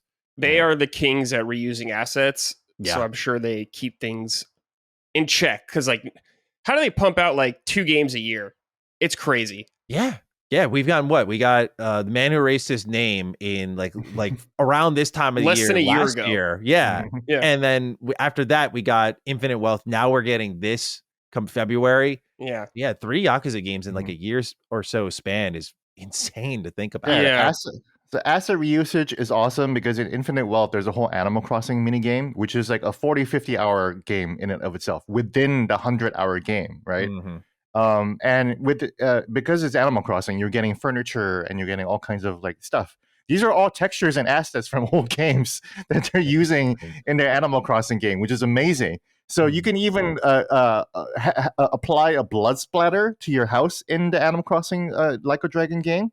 And that blood splatter is the same blood splatter from the boss that's murdered in the very first Yakuza game. PS2. Wow. Like they are still using PS2 assets here, which is awesome. It's brilliant. You know? That's brilliant. I love that. That's how it's done, man. That's how I feel like they got something figured out over there that a lot of devs are catching up on. Maddie, I'll just say, as someone who's played 0 through Man Erases Name, I closed my eyes at a lot of this trailer because I was like, I haven't played Infinite Wealth yet. I don't want to see any spoilers. Okay. Because I saw a character return and I was like, oh, okay. I guess that makes sense that they're there because they're pals with Majima. So I was like, all right, cool. But I've personally have had Yakuza Burnout for like a little while. Where I just like I can't. That's why I haven't played Infinite Wealth yet because there's just so many of them so frequently. But I'm gonna play Infinite Wealth, and I definitely want to get to this game because this does look better than I thought it was going to be. Honestly, yeah, same. Like actually sailing around and like fighting on the deck looked really fun with all those guys out there. That was awesome, and it's like what I wanted Skull and Bones to actually be. So like you guys are saying, they're shitting on over Ubisoft again with this one, so that got me way more excited. And I think it was smart to move it up a week ahead of Assassin's Creed because Assassin's Creed was coming out that day. When is Avowed come out, Maddie? Do you know? That is, I should know this off the top of my head. That is, I think, is that a Valentine's Day? No, hold on. They when did they do Avowed? February 18th. So yeah, 3 days removed. Okay. Oh man, that's gonna be a bit.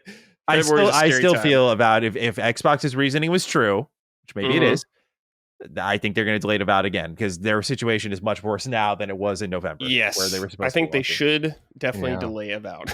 yeah, because you know we all make fun of AC Shadows, but come on, that game is still going to sell pretty well. It would be funny if the Pyro Yakuza game ends up having like a ninja side game, just to continue to fuck with Ubisoft completely. Mm-hmm.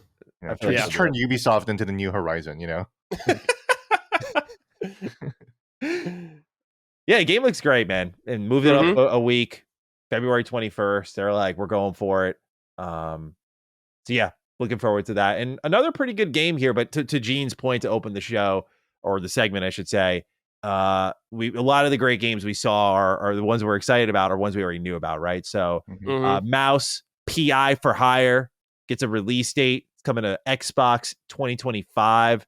I mean, I love the art style for this game. I'm all over it. You know, the shooting didn't look brilliant, but like it's just I don't care. Like the art and the universe and the voiceover, just so grisly and so old school. I love it. So I'm very excited for this game. But it's one we've been seeing for a long while because of that art style, you know? Yeah. But I agree. It looks cool, Maddie. I don't think the shooting is going to be like amazing or anything like that, but it would just be a fun world to goof around in. It's funny how it's like ultra violent at a lot of times, like you're blowing off little mouses' heads and stuff. Very interesting. Did we see Disney going after this game? Oh, that's funny. You gotta wonder How many Disney references will be in the game is the question. That's true. That's true. Gene, are you interested in Mouse? Yeah, it looks cool. I mean, how can I not be interested? You know, the art style is there to attract, and it is very attractive. It does remind, you know, I wonder if it's like and I haven't played Plucky Squire, but I wonder if it's a Plucky Squire situation where it's like, oh, the art style is so unique and interesting that it might draw people in, and then the game is like, it's all right, you know. Yeah. But we'll see. I have nothing but celebration and fond remarks for people who are really, you know, just playing with art and aesthetics, you know, as opposed to just like, oh, here's another hyper real first person shooter. No, sure, this is cool. I agree completely. Excited to play it, you know, and I think the Plucky Squire comparison is perfect in that, you know, it could be deceptive, but hopefully it's more than what meets the eye. This one is a pretty big reveal, I think, but I don't know much about the series. I'm curious if you gents do. Subnautica 2 is coming out in early access in 2025. It's coming to Game Pass as well. Subnautica is very popular, but I know nothing about it. Never played it. Couldn't even tell you. Really I've played both of them. I love them. Okay, they're so fun. They're I thought there was already a Subnautica 2. So it's like called like Frozen something. It's not Subnautica 2. Yeah, you got me worried when you said I played both of them. Like, am I that in the dark on this? No. There's two of them. Yeah, there's two of them. They are crafting survival games, so okay, that depends if you're into that kind of stuff. But I am not.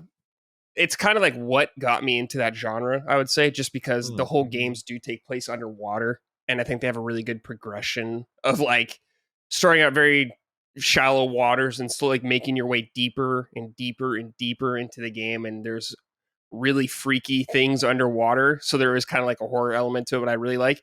But with this one, Maddie, it looks like there might be co-op in it because there was two characters in it. I can't remember if one of them has co-op or not, but I saw this and I was like, oh, me and Ben are going to be playing this game. Ben's going to be all over this as well. So I'm pretty stoked about this. I'm happy to see it. Yeah, Ben will like this game because it involves water. You know, that's what I think of. If I see a lot of water. He loves crafting games. Crafting games, water games, right? Yeah. So Sea of Thieves meets a crafting game. Here we go, Ben. Yes. This is all you, man. Gene, have you played Subnautica at all? Do you have any thoughts? I have not. I'm like you. I am completely in the dark. To be quite honest, I've never really got into like games that are just mostly underwater. I think it's probably because I was born right next to the Pacific Ocean. So it's like, you know, just going underwater, just seeing things is not that interesting to me because I've already done that. I can do that whenever I wanted. Yeah, I mean, the cool thing about growing up in Guam is that, you know, it was a hot World War II spot, so you can dive and you can see old ships down there, which is really cool. Mm-hmm. Yeah. I haven't played Subnautica. I'm not into crafting games that much. You know, I'll dabble every once in a while, but you know, exciting news for Subnautica fans. Yeah, I do know it's popular. I do know that people love it. So yeah.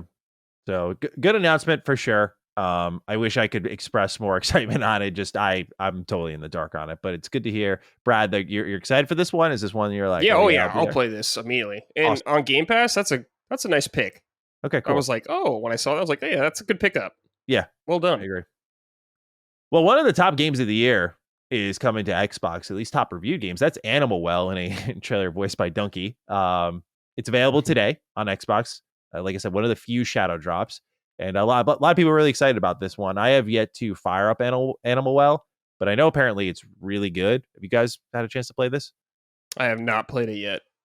I played a little bit of it, and I saw it on Twitter. It's cool, and it's got a really cool vibe. I am just really burned out on Metroidvanias, I think, because I've been spending all year trying to finish Prince of Persia: The Lost Crown, which I know is a really good game. But I've been talking about it on numerous podcasts, and it's becoming my Metroidvania Persona 5, the game that I just never finish. So yeah, I think I'm just burned out on Metroidvanias right now. So I'll give it a shot. But it's interesting, and Donkey had to come in and add a voice to a trailer. Yeah, I know, right? I wonder if the game is doing well. I hope it is. But Donkey has been uploading a lot of videos lately, so I know. Like every day he's uploading a new video. And it's like, man, like it really is like 2014 again. This is awesome. But yeah, I hope he's okay. You know? It's Prime again. Yeah, that's how you cut costs, man. Voice your own trailers. Maddie, honestly I thought this was on Xbox already. No, when I saw this, I was like, oh. I was like, I thought it was on Xbox. Oh, okay. Well, that's good at least. I don't know if this is one of those.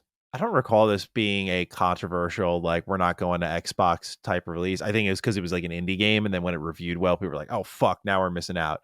But yeah, I mean, it's good to see it there, nonetheless. Not that long of a wait, honestly. Well, not as long as some games, I would say. Yeah, I agree. So that's good to see it there already. It is a little surprising, though, because Xbox has a really good indie program, so... Yeah, Xbox ID, right? Yeah. So having any indie game kind of skip a platform is always like a little bit of an eyebrow raiser, but I don't look at it too closely. You know, you're talking about a YouTuber, as a YouTuber funding a game. I can understand that, you know, if you're going to put your game in one spot, you probably want to be a little more calculated with it. Oh, that's right. You would deeply relate to the situation. Yes, for sure. Except he probably has way fucking more money than me. His views are insane. So, but yeah, Animal Well is out today. So you can go ahead. When Maddie's game comes out and he starts uploading like rage content, then that's when we can. Yeah, you'll all know when I start drifting hard. That like, dude, this is like your 10th Bethesda hate video. Yeah, I look forward to the day we can all talk about it, get some thoughts on it. This next one here is very interesting. The JRPG Eden Zero. It's releasing 2025, and I saw some people going like, "Oh my god, it's actually coming out." So, have you guys heard of this game at all? I don't think so. I know like the author of the manga or whatever that did the character designs for this. I'm not sure if this is like is this another manga? Is this what it is, or is it like a completely new standalone thing? This is, to my understanding, because I've seen this manga in shops before when I've been looking around, and I did not know it was popular enough to get its own game. That's what's very interesting to me. So I would see it.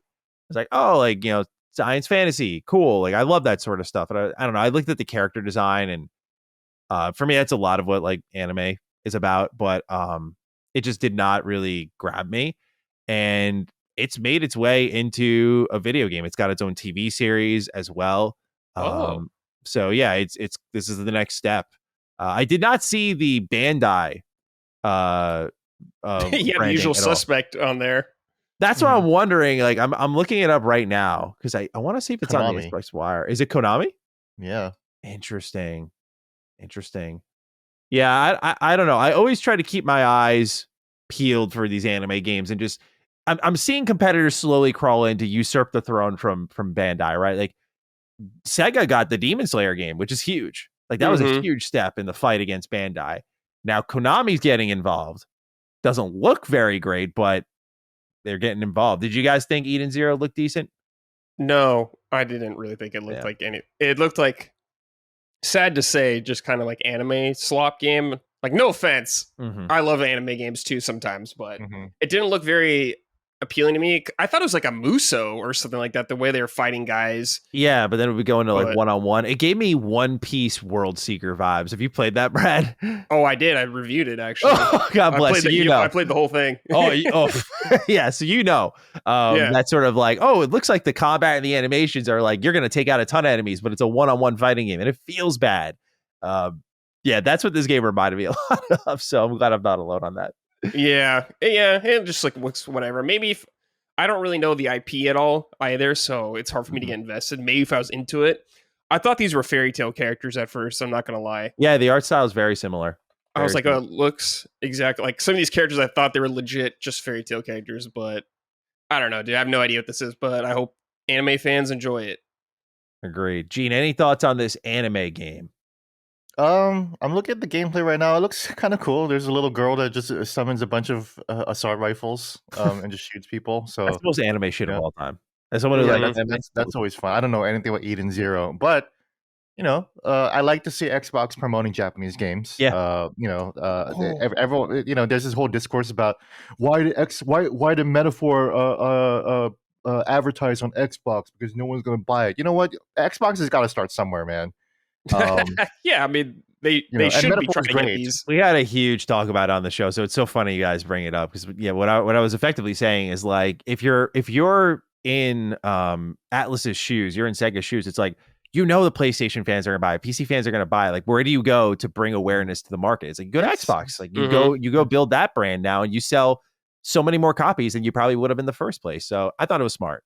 Yeah, you want to try if you're going to release a game on Xbox, you want to try hard to sell it there, especially if you especially if you feel like that the audience really hasn't built up there, which is true, Mm-hmm. and that's sad to see. But you got to start somewhere. You can't just not do it, and it is nice to see Xbox. We give shit on Phil and Xbox a lot, but it does seem like that this is a good faith effort. And it is repeated. It's happening. So yeah. They need to definitely invest in that market more. I think they should be being more aggressive, honestly, in the Japanese market. Yeah. But I think Metaphor was a good step. You're right, Maddie. PlayStation fans are already going to buy it. Like, their Atlas fans are on PlayStation a lot and PC, so no problem. They're going to sell there. And I'm sure Microsoft paid to get marketing rights, so it seems like a win-win for both of them. 100%. Yeah. Like when you look at Persona 4 Golden coming out on Steam and selling over like 1 million copies so quickly, it's like they're like, okay, they knew we have a PC audience, and so then where do you go next? It's like build up the Xbox audience, man. It's clearly there. You look at the 360 generation, like they sold a ton of JRPGs, so not in mass, but like Gene said, I think building from somewhere is good. So I agree that just seeing anime games debut on Xbox stages is getting more commonplace. JRPG games on Xbox stage is more commonplace. So I think it's good. It's a win optically speaking. It's a win for the brand, even if the game doesn't look spectacular. You're right. They got to fill that space. So it's good to see them being aggressive about it. Yeah. Good job, Xbox. This next game here, man, I got to say, was one of the ones that really caught my attention. Eternal Strands. It's coming to Game Pass early 2025. If you guys don't remember, this is the game where basically the world was your weapon. Every item you were throwing at enemies, you were mixing and matching spells, you were like burning the ground, freezing limbs. It looked really cool and sandboxy, and I could see people getting really creative with it. And I saw it and thought, this could either be fun for a few hours, or if it like really evolves, it could be fun for a while. But I thought it looked really cool, and especially with it being in Game Pass, I was like, I'll definitely check this one out. I thought it looked good, though. What did you guys think about it? Yeah, I agree. I think this is an excellent Game Pass game to get. This is what I'm talking about. This is something I would check out on Game Pass. I think the element mechanics do look interesting, like the fire burning whatever. They say you could burn anything or like that, and freezing enemies with the ice, like their legs and their armor seems really cool. I think the combat looks fine. It looks all right. A little slow. It's serviceable, I guess. I'm curious if there'd be a lot of platforming in this because you're jumping around a lot, so that's interesting to me. But Maddie, it's something I will definitely keep an eye on now. I was waiting for the carpet to get pulled out from under me, because when I don't know if you made this connection, but when I saw like enemies dropping items, it looked very Genshin Impact coded. Like that same text and everything. I was like, oh no, don't be a mobile game, please. Scared me a little bit, but I thought it looked really good. Gene, what did you think about it? First of all, I thought it looked really cool. This is definitely the most exciting new product out of the showcase, and this is definitely the reason why I thought maybe it wasn't that bad. I'm being a little too harsh. Part of it is because I think it's cool that PsyOps, the Mindgate conspiracy, was so ahead of its time that all these several decades later, so many games are still trying to catch up to how forward thinking that game was. Maddie, you haven't played it? I'm looking it up right now because you got me. I can just tell by the cover art this game is it's peak. Oh my god, yeah, he's like throwing a box around right now and breaking glass with it. PS2 game, man. Yeah. It was also a stealth game. You can sneak. Brad, have you played it? No, we talked about this though. I think on Summon Sign one time. Oh, we I went talk down like about a whole all time. rabbit hole. Yeah, I talk about Mindgate conspiracy all the time. Oh, he's like literally picking up soldiers. Go up to somebody, and you can. One of the stealth kills is squeezing their head with your mind so it explodes, bro. That's cool. Yeah. And then there's like a torture sequence, and then you stop the torture by throwing the chair around, and then like throw the person out. It's so good, and it's crazy that games are only catching up. Was a thing, really. It reminds me a lot of Infamous before Infamous was like a big thing. Yeah, exactly. This was way before Infamous. This was so forward thinking, and nobody played it, and it was supposed to have a sequel. It even ended in a fucking cliffhanger. Oh, fuck's sake! I gotta pick this up. This looks really good. Check it out. That would be perfect for Retro Rerealm. Yeah, I guarantee that's going to have an audience. That's very. But cool. Also interesting about Eternal Strands, its director is Mike Laidlaw, writer of Mass Effect and Dragon Age. Yeah. Interesting. He was a design director on Mass Effect, and he's a director on this game. So Okay. This is where he ended up in Yellow Brick Games, and he's making this game. So that's interesting. Yeah, that is interesting. So definitely one to pay attention to, I think. Yeah, good read there. I didn't know that. That's good. Yeah. Next here on the list, Mistfall Hunter. This is a co-op extraction Souls-like game releasing in 2025. The fucking word salad, man. Jesus Yeah, I was gonna say that is a lot of genres to squeeze in together. Yeah. But at least it's a spin on the Souls-like. You know, not everyone can be Liza P and try to match game one what FromSoft's doing. So I like that they're doing something different. We're seeing a little bit of a rise in extraction co-op style games. This one having the Souls-like element to it makes it interesting because look, the reality is right now the big complaint with FromSoft games is like I just can't do co-op. Like I just want to do straight up co-op, and of course there's already some on the market that are allowing more co-op play, but this is having co-op and Souls-like in the same sort of genre tag is pretty good for them, I think. But I thought the game looked really solid, actually. What did you guys think of Mistfall Hunter? I did not know this was an extraction game until they said it at the very end because I got no idea from this trailer that it was. I just thought it was another Souls-like game or something like that. I was like, oh, okay, I'll keep an eye on it. I always keep an eye on Souls-like games and stuff like that, in action games. So I'm curious about it. I don't know. It is a weird idea, I guess, and I guess there's a market for it. You know, because like games like Dark and Darker are like first-person, like RPG, kind of like extraction games, from what I understand. So there is a market for that kind of matter. You're saying. I don't know. It looks okay. I'd probably check it out. I don't know if I'd buy it. I'd probably wait to see reviews on it or see whatever the deal is. But I think it could be an interesting game. It is different, at least, like you were saying. What about you, Eugene? I don't think this. Like Metroidvanias. I'm pretty burned out on Souls-like games. As people remember, I was pretty mid on Black Myth Wukong until the game really started to shine and differentiate itself later on. But yeah, if it didn't do that, then I still would have thought the game was pretty mid. So yeah, it takes a lot for me to these days for me to get really excited for another Souls-like again, and we'll see. Like Brad, I'll keep an eye on it. I'm definitely on it. It's definitely not a day one thing. Again, I'm just tired of Souls-like. I'm tired of two types of games or camera angles: Souls-likes and over-the-shoulder third-person perspective games.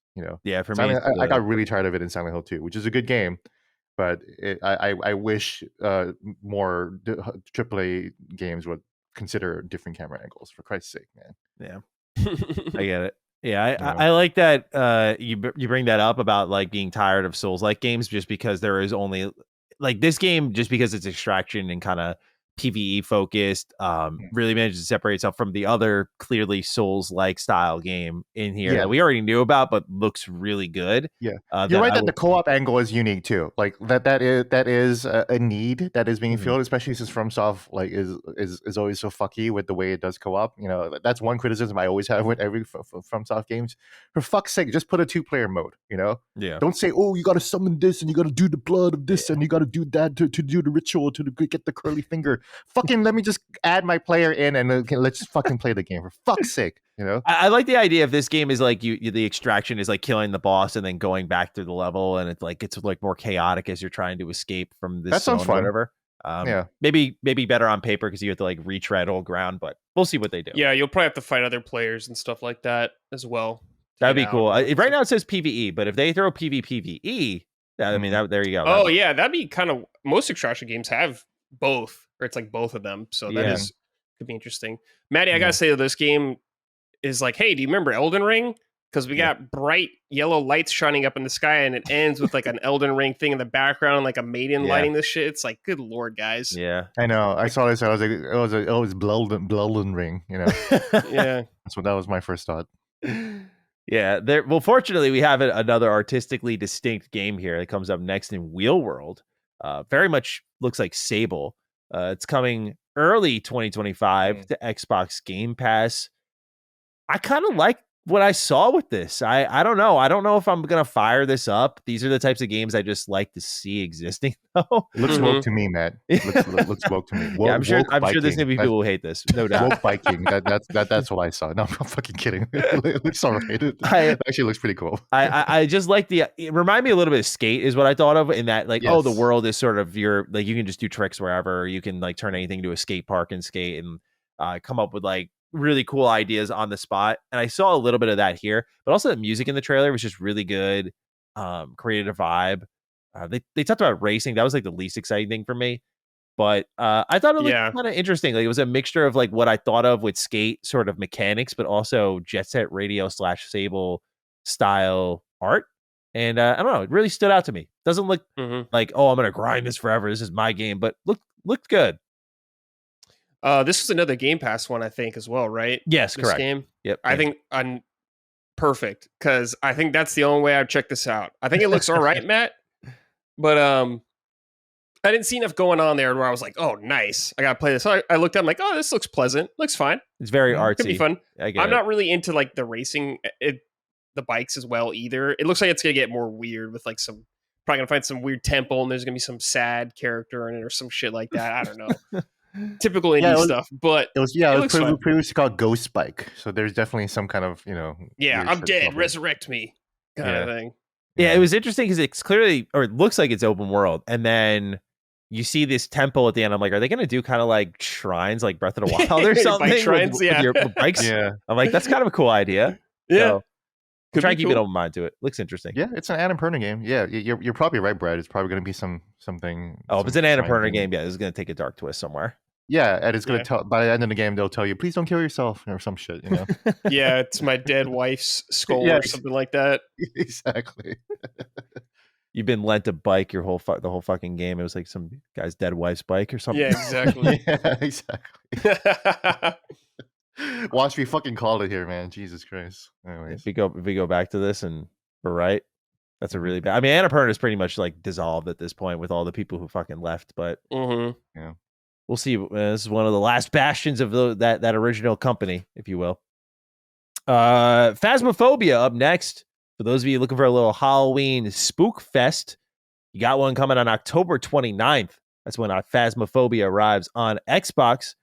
And I've played an okay amount of Phasmophobia with friends, and it just never really did for me. My favorite thing about the game is like shit talking the ghosts. Like, when you got your mic on, you're like, "Come out, you fucking bitch," or something like that. Yeah, that makes me feel a little tough. I kind of enjoy that, talking smack and then watching the world around me react. But I've always found Phasmophobia to be like just incredibly janky, which I know is ironic for the games I like. I understand, but just when I'm playing a horror game, for me, I look at like a Silent Hill 2, smooth, elegant experience, art. I don't really get off on Phasmophobia, but I don't know if this is a game that you guys play a lot. I played some of it when it first came out. It seems a little, I don't know. I feel like that Phasmophobia came out like 2020 or something. I don't know. It feels like, that's why I was like, that's part of what contributed to me having negative feelings about the show. It's like, this is a fucking old ass game. What the fuck? Yeah. I think it's first to Xbox, which is good, but it's just 4 years later. It's like the hype is gone, man. Yeah, it's just another reminder, man. Like so many games come out on the Xbox like way later, Well, I don't even think this is on PlayStation. So I don't think this is on console at all. Yeah, this is like it's console release, so the Xbox is getting it. That's the win, right? But it's just like for me, if I'm just sitting here bitching up a storm, part of me, but just like Phasmophobia, I'm like, yeah, it's 4 years old. Like, I don't even think you need a mega computer to really run this game in the first place. So it's like, it's cool to see though that Xbox got it reminds me of Maddie like seeing Among Us on console. It's like, okay, I guess I get it. Yeah, weren't those the same year? They both kind of popped off. I think maybe, might have been. Yeah. That was during COVID time, exactly. So Phasmophobia was huge during COVID, and it was co-op, exactly like Among Us. Same vibe, same trajectory. Yeah, must be the contrarian in me because I just. I don't know. Like, it just like both those games. I'm like, yeah, they're like, my friends are obsessed with both these games. They're like, go play them. I'm just like, no, they're like, fuck you, bro. I don't know. I played Among Us. It's cute. I get why it's popular. Definitely not for me. Yeah. All right. The next one here is The Legend of Babu. It's coming 2025. If I were to be disrespectful, I would, because I only do it this way just because I feel like it's the best way I can express my thoughts and feelings. It does kind of look like a poor man's Kenna Bridge of Spirits. That's like, exactly what I was thinking too. Yes, it does. Like I want to like it, and I saw a little, like a small hint of like OG Fable in it. But yeah, I felt like I was looking at Kenna, but on like a way smaller budget, and it just wasn't doing it for me. It looked like an Xbox 360 game, and I don't. And this time I don't really mean that as a compliment. So, oh man, yeah. All the character models look kind of off to me. Something about this art direction I'm not really into. I mean, it's cool you got a dog in it. That's cool, I guess. But yeah, I don't think it looks very good, honestly. Yeah. I agree. I don't think it was a great trailer either. Yeah. So. Yeah, see, that's where this preview ended off. Like these last few games are just like, yeah. Honestly, if you don't have this one game that we're about to talk about in the middle, you really taper off pretty hard. It's clear they don't put a lot of thought into the pacing or anything with this. There's like, okay, our partners are giving us stuff to show. Let's just throw something together and do our millionth showcase of the year. Dude, Maddie, why do they gotta do like 4 recaps in this thing? Yeah, that was weird. I feel like it's because some of the trailers just didn't communicate what they were doing for the platform. Like, is this coming to Game Pass? It was like, why don't you just put that at the end trailer where it just says, where it says coming to Xbox? Just put Game Pass also there. They do that, but I think it's just some of these trailers move so quickly. Like some of it was, find more information on Xbox Y. Or it's very clear that like this is their. I know Developer Direct to many people is like the competitor to State of Play, but I think Developer Direct's just like in a echelon of its own. I really love the format for that. I feel like Partner Preview is kind of like the direct competitor at this point to State of Play, where it's just like, what do our third party partners want? Like, you want us to point them to the Xbox Wire? Okay, great, got it. Like, we're gonna just tell you where to go for more information if you want it. It's not even the Xbox Wire. It's just like them showing the 3 games they literally just talked about on screen, and that's it. Yeah. Then they just move on. Then they do it with like 5 games. Then they do it with another time. Then at the end, it's just like, all right, guys. It kind of stinks of research data. Like we saw like studies showing that like people forgot what games they saw. So let's go ahead and like throw these up here real quick. Yeah, there's got to be a method to it. Yeah, I absolutely think that there was some kind of data that shows. A lot of our audience has no object permanence. So, let's just do this, I guess, and just treat them like idiots, which I guess we are. So, well, you know what I am stupid for is Wu Chang Fallen Feathers. This is already we knew coming to Game Pass. Got a good look at it again. It's coming 2025. And man, this game looks awesome. Like I gotta say, like out of everything shown here, to me, this was of the highest quality, which doesn't surprise me because when I first saw it, I was like, that trailer was amazing. But the animation, the cutscenes, the quality, storytelling, it seemed like the presentation, all of it was really good. I thought this is looking like a really good get for Xbox when it comes to Game Pass, and it definitely was my game of the show, if you will. Potentially the savior of the final act here. But do you guys agree with me? What do you think of Wu Chang Fallen Feathers?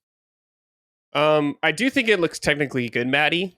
Like impressive visually and gameplay wise. I don't know. I'm like getting like Chinese mythology fatigue a little bit now. And we got like Phantom Blade Zero coming out now. Also, I don't know if that's Chinese or not, but it's just like, I don't know. A lot of these games are kind of blending together, but they are like, I didn't love Wukong. I think it's a great game, but I don't like have the desire to continue playing it or finish it or anything like that. I'm done with it too. Yeah, I never even finished Wukong, but I think it's like a great game. It just didn't connect with me in some way. But I think, Maddie, this is a really good get for Game Pass. I think it's really an awesome pick for them. Really smart. I'm hoping it's gonna maybe get some of that magic that Liza P got, where it's like that kind of Game Pass game where it like really puts it on the map. Because I mean, this game technically looks really impressive and looks fun. Like I will definitely check it out because I always keep an eye on games like this. So awesome pick from Game Pass. You know what's doing for me is there's been a lot of Sekiro likes, and I just played and beat Sekiro this year and I loved it. It's really cool to see a Sekiro like that. Because for example, I'd say that right now, that my understanding, I have the game right next to me. I've yet to play it in full, but Stellar Blade, I remember like comparing to Sekiro a lot. I think it has similar mechanics, but I think it's more in line with Nier, especially now you see the collab. Like, I just feel like that it aligns itself more with that. Where I'm like, okay, what has there ever really even been a good parry focused Sekiro style clone? And this looks like the closest I can think of that we're getting, where like you see this chick with like 2 blades just like deflecting as she's attacking. Mm-hmm. And I'm really interested to see between that and like the magical powers you get. And she has like a gun at one point. It looks like all types of ridiculous, but in the best way. I think it looks really good. You know, these are the other thing is on an Xbox front, this is the type of game I typically see them just totally miss on. Like they just totally let this very Like sick Chinese developed game just go. They do nothing with it. It goes to PlayStation. It catches an audience like a Black Myth Wukong. It does stupid well, sells a ton of consoles. This is a game that I'm glad they have their hands on. I don't know if it'll have a similar effect, but it looks really good. And if they can have what you mentioned, the Lies of P effect, for people who are just like, let me see what this is about. That's going to be a huge win for this game because Lies of P just did so well because of word of mouth. Like this is a game I would sub to Game Pass for. Yeah. Like it looks that impressive to me or that interesting. But Gene, I'm really curious what you think because you're kind of burnt out on a lot of these games already. I am. So when I saw that, I was like, I guess I'm checked out. But then I saw a little bit of Mortal Kombat. And I was like, oh, this is a little bit more character action. Again, maybe closer to Stellar Blade. But probably even further along Stellar Blade is in terms of just being like a more Devil May Cry Bayonetta style action game, which I always love. I'm always going to welcome that. I almost never get burned out on that style of game, actually, as long as it's not too long, like Final Fantasy 16 was. So yeah, I'll check it out. Of note is that it's another female protagonist. She's very pretty, so I'm wondering if she's going to become another token of the culture war. Probably, dude. You're right. I didn't even think of that. I'm sorry, guys. I hate that my fucking brain thinks that way, but like that's just what pattern recognition everyone else dude. keeps fucking talking about. So I know. As soon as I saw her, I was like, "Oh, she's very attractive." That's gonna be a whole thing again. I know. But there are a lot of games here that are women led too. Legend of Babu and I think Babu's a guy actually. Is it a guy? I don't even know. I think they said, but I don't know. Could be off. Yeah. Whatever. That game's ugly. Yeah. The game is pretty ugly. Yeah. So Wu Chang looks really good. I'm curious. Yeah, it looks cool. I'll check it. I'll keep an eye on it. Again, and the gun stuff looked awesome too. I'm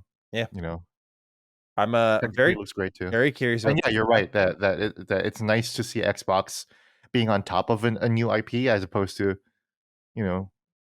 oh yeah, Grand Theft Auto 3. That's not going to be anything. Don't worry about it. Yeah. Oh yeah, no, Spider-Man. No, who cares about Spider-Man? Whatever. Yeah. It's something. We take what we can get here on the green team. This last one is very interesting.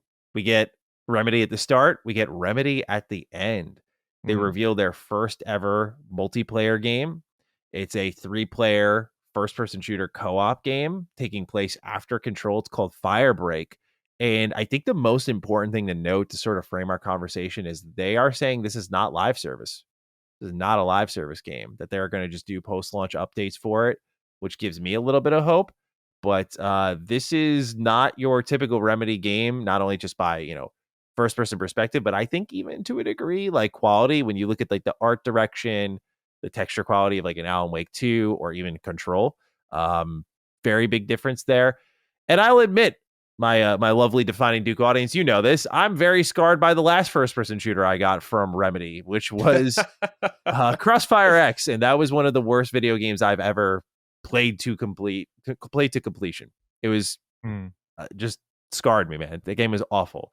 So I look at Firebreak here, and I get a little bit of, oh god, Remedy first-person shooter, but on the same front, I'm like, okay, they're not doing live service, which is good. 3-player co-op, like they're saying some of the right things here, but it just doesn't spark the same fire that I feel a Remedy game would for me typically.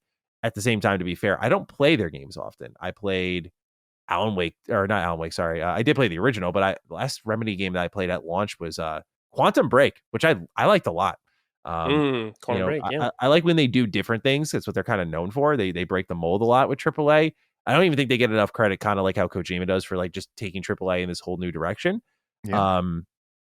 But then I see this game, I'm like, this kind of blurs in with the rest, and that's not what they're known for. So, as people who have played Alan Wake 2, like, what's the kind of read on this game from your angle and sort of this Remedy verse that's building? Does that make it more exciting when you're kind of in on where they're headed. Again, this takes place after Control, and we know they're doing Control too, so this is going to probably be the betweener game in an ideal world. So what does it do for you guys, if anything? Go ahead, Gene. Yeah, as a huge Remedy fan, I played Max Payne 1 way back in the day. Max Payne 1 was actually my very first PC game, like outside of like Card Taker or Prince of Persia, but like the first modern PC game. I even bought a box for it and everything, and it came with the mouse pad, which I still have actually. Oh, really? Wow. So as somebody who's been tapped into Remedy since day one, I'm very confused because I love Control. You haven't played Control, Maddie, right? No. I've been wanting. That's surprising. I actually thought you did.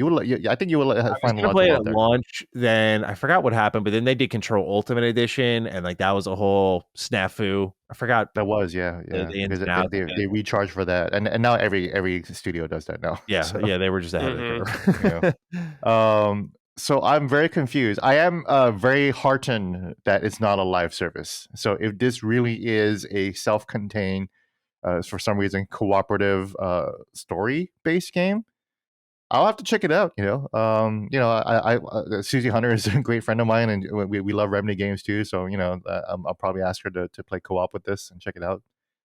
As somebody who is interested in the story and the connections between Alan Wake and the Control universe and that ongoing story.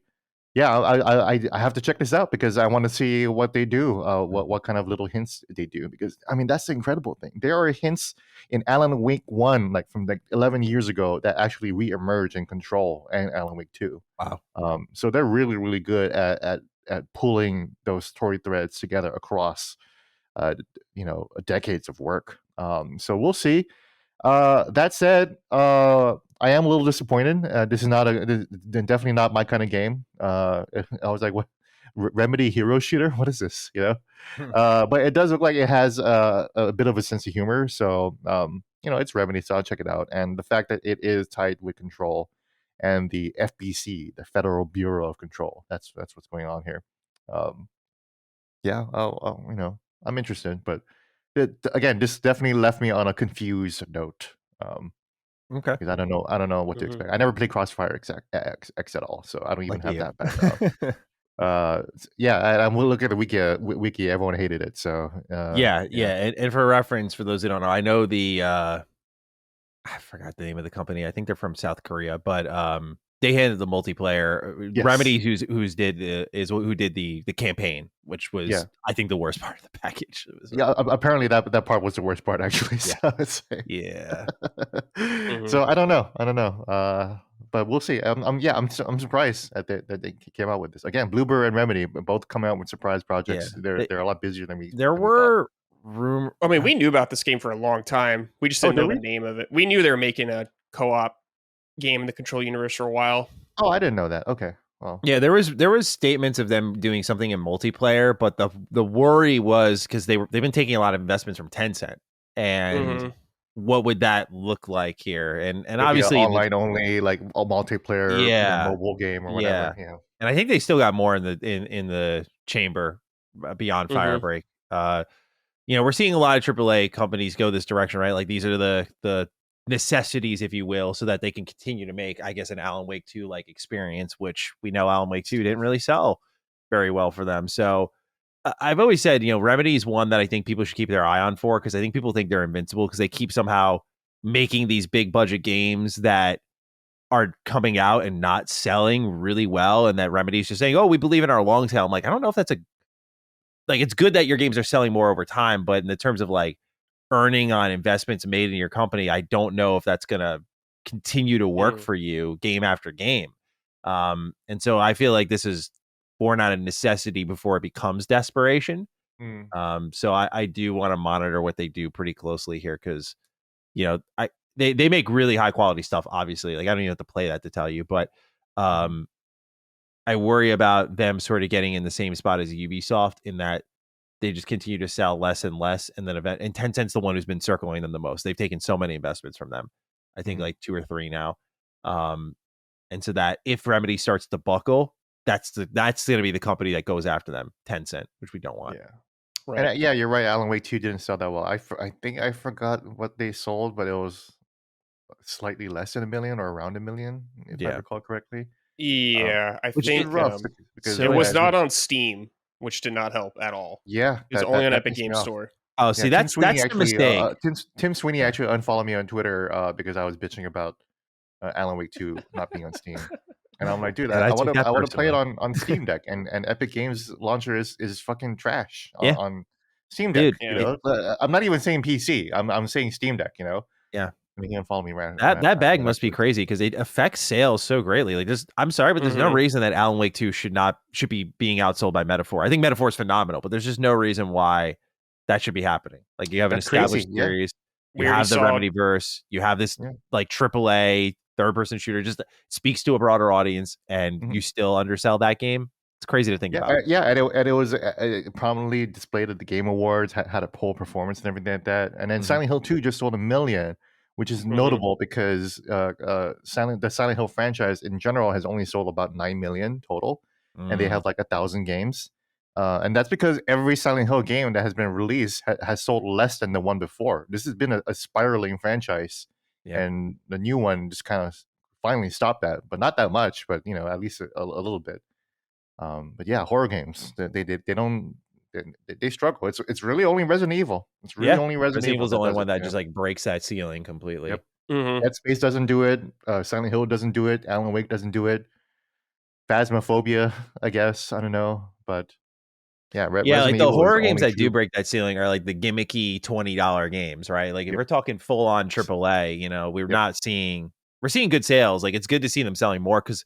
Do you guys remember like 10 years ago when survival horror games and horror games in general were coming out and people were blaming YouTubers who were Let's Playing them as why they were not selling because people were too scared to play them? I think in particular, I remember it circling around like Until Dawn when that came around. Like people were just like, yeah, it's not selling well because like YouTubers are Let's Playing the game. It's just a story game. There's nothing to play. There's nothing to interface with. It's just story. So once you watch it, you're never going to play it. Because I remember that because I streamed that whole thing. I streamed the whole playthrough with a friend. We beat it in like 6 hours. I was like, that was good. And we streamed to like 1,000 people. I was like, it's 1,000 people who are not going to probably buy the game. Exactly. It's cool to see them selling more now. Like Silent Hill 2 selling 1 million copies is really good to hear. And hopefully that, the game looked like it had a bigger budget than I anticipated just by like the motion capture, just everything they did for that game, environmentally. Really good motion capture in SH2. Yeah, really good. Expanding the environments a lot. They put way more into it than I thought they did. So, hopefully they're getting their money back on what they put into it because they deserve it. They did a really good job. Yeah. About this, I'll just talk about it real quick. Is I think I'm kind of interested in this. Like we knew this was coming for a long time. They've talked about it. The characters he plays, it reminds me of like Deep Rock Galactic or something a little more goofy. And there was like that goo gun he was shooting off like that. Like Gene said, there's like that Remedy sense of humor in there.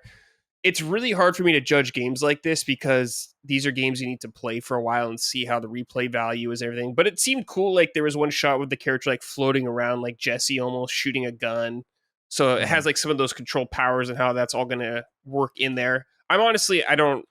The lore is like not a huge important thing to me about this. And I do think it's cool it's there. But I think the old house is a really fun setting. I wonder if it'll get repetitive though, if there's enough to distinguish it kind of thing, or if it all starts to blend together more. Control even gets repetitive. Like so it just depends how much there is in this game or like what it is. And I'm curious about the price point of all this kind of stuff. This was one of the Game Pass ones too, right? This is in Game Pass, correct. Sorry, I forgot to mention that at the top of all this. This is coming to Game Pass. Yeah.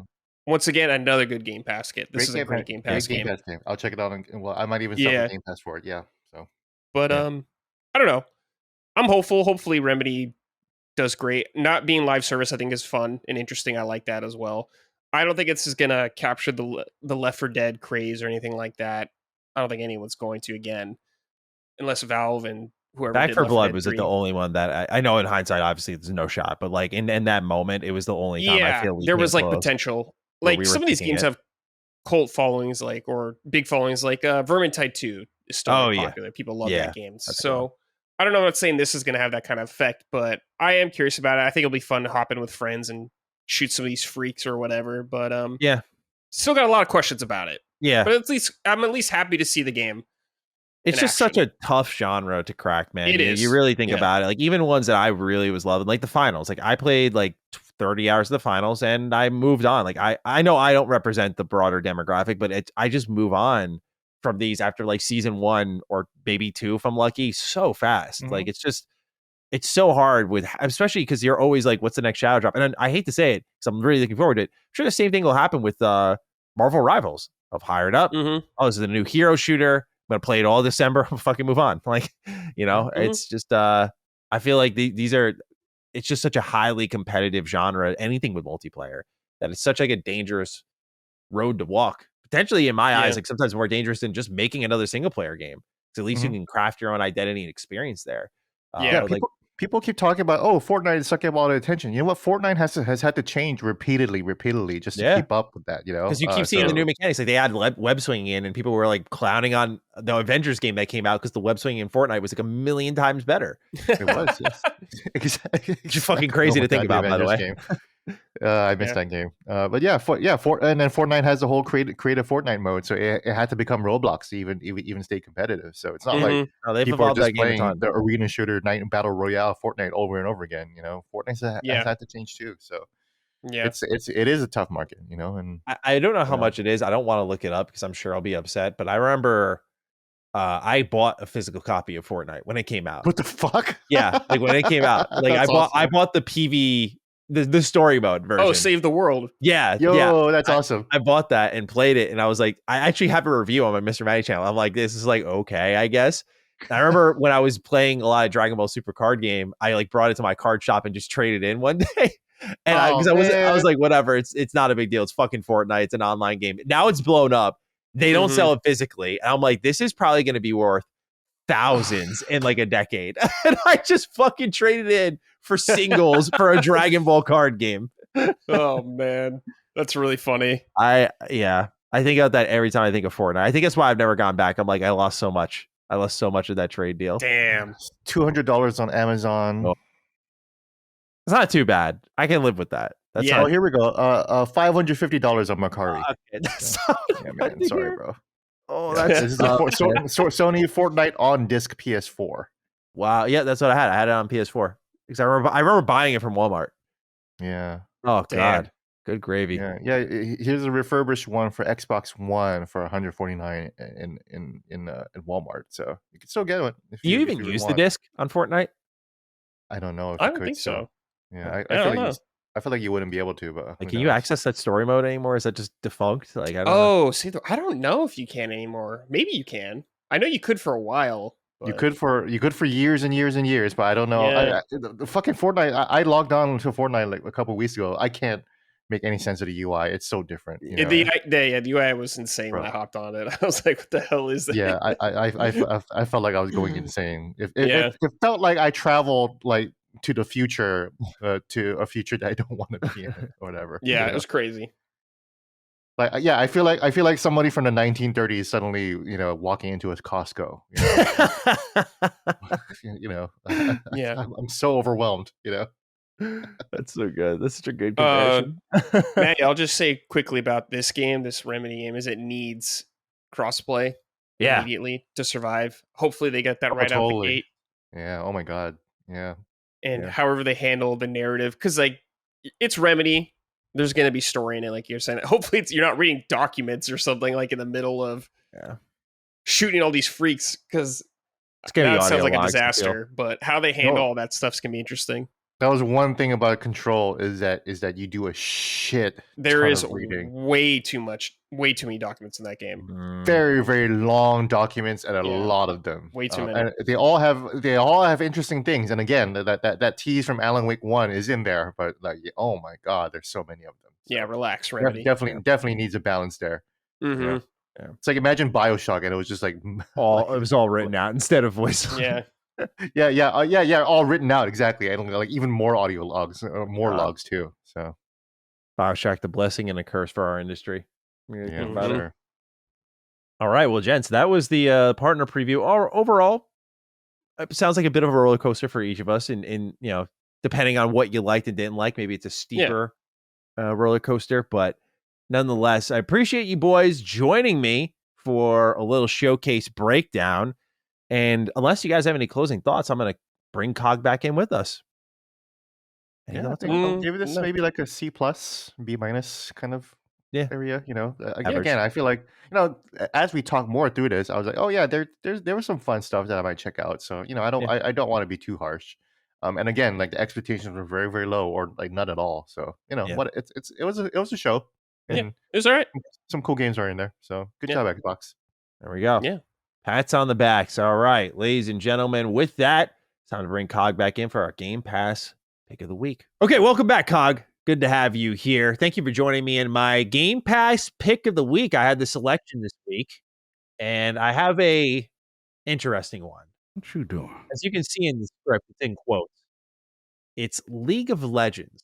Now, got to talk a little bit. A lot of my MOBA brethren have been writing in, have been pinging me on Twitter, just asking a little bit about the MOBA journey, because a lot of people obviously, and it's fair, like define what kind of gamer I am by the content I post. And I don't post anything about MOBAs, even though I play a pretty obscene amount, frankly.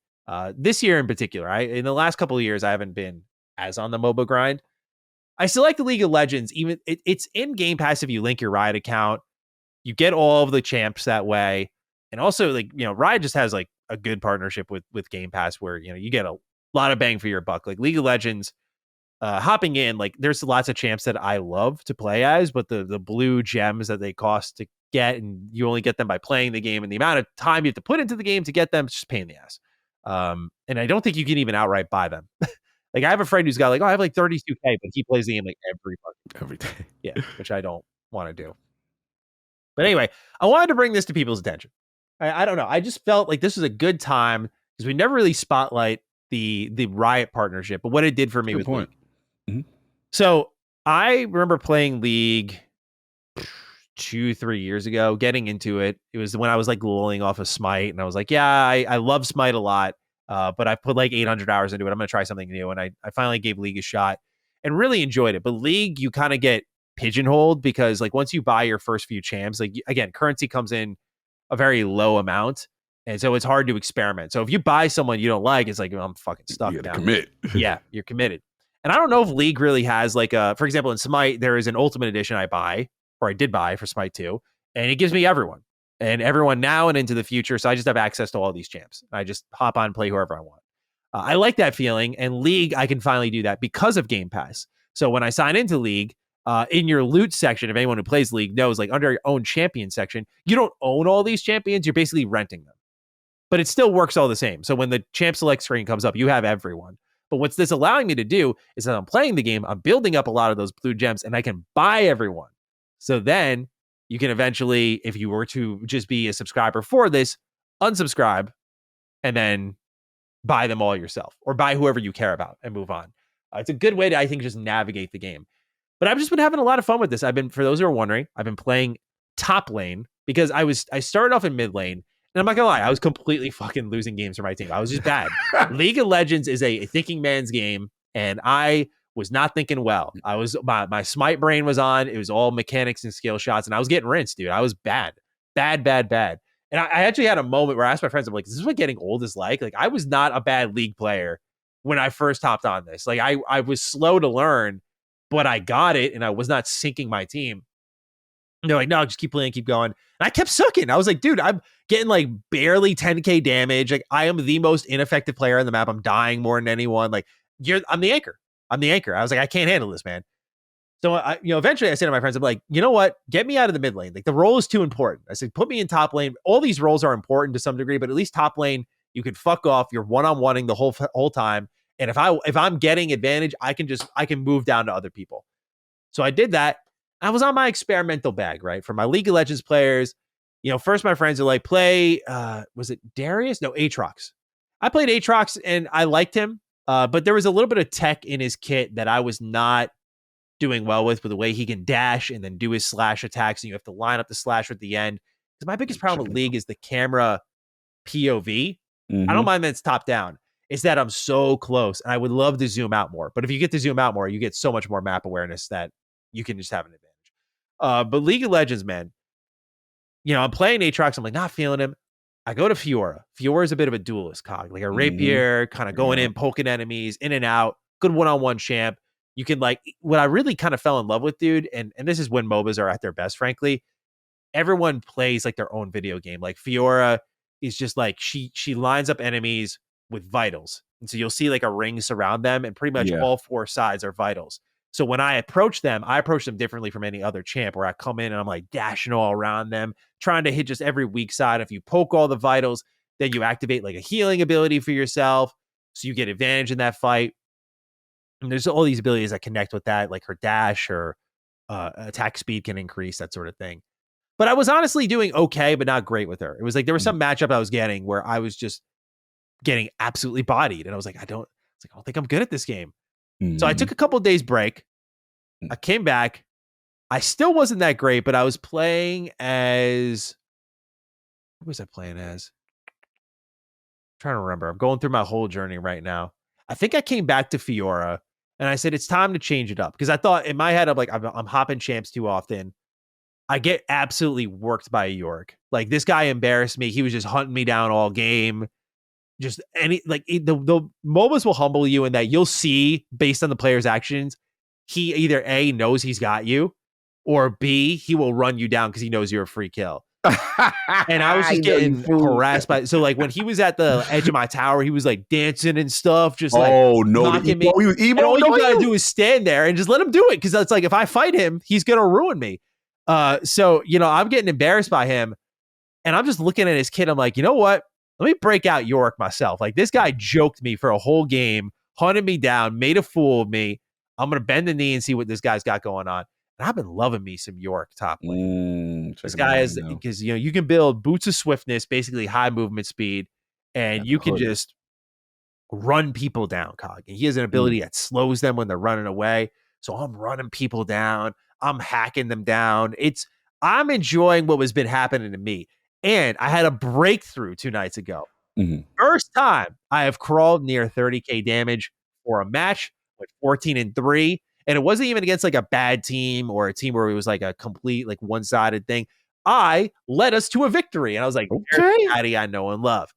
Let's go. Now, in the middle of all of this, though, I had wavered on Yorick a little bit. I fought against a Tom Kench. My League fans out there, you know Tom Kench. But for those who don't, pretty much frog champion that can dive you anywhere. And right now, this man gets a lot of health. A lot. Like if you hit him, a lot of his bar disappears, and he'll press E and just whoop. It's a shield basically. Yeah. But it gives him a ton of, like, me and my friend, we were both the same level as this Tom Kench. He dove him because he was the jungle. I dove him, and I'm like, yeah, let's beat the fuck out of this dude. Like, let's work him. Like, this guy's trying to jump him. Literally, that's what League is. You're just jumping dudes, right? Yeah. We jump him, and we're fighting for like 20 seconds, just like trading blows. I'm like, damn, this fight's going on for a while. Like, this guy's got to be dead soon. You're watching his health bar just stay full. And he runs away from the fight. And I'm just like, me and my friend are screaming like, oh my God, this motherfucker just hung in a fight, same level, same items for way longer than he should have. And so I bent the knee. I was like, well, let me try Tom Kench now. Like this guy is perfect for me. He just got completely exposed and walked away unscathed. He was like, he's like, good fight. I'm out. And I was like, all right. Let's give him a shot. Let's see how that goes. Go 5-5. I'm like, okay, not bad. He's a slow start, farm in the beginning, not very good. But I then go back again to Yorick. And that's where I had that 14-3 game, and I had another great game. I was like, I think I'm starting to get it now. Because I think part of it is champ knowledge. And that's where this is, to my whole point of Game Pass Pick of the Week. Just being able to know these champions, because you get to play them all, is like such a benefit. It's like, oh, I know Tom Kench's kit now. I know what he can do. So I know how to counter him. I know how to avoid him. And that is like half the battle of all these MOBAs, of course, like what your opponent can do. But knowing it intimately, it's really hard to do with League. But with Game Pass, I can finally do that. And I saw immediately my game just get better, because that's what I did. I was like, I need to link Game Pass. I need to see these champions. I need to try more.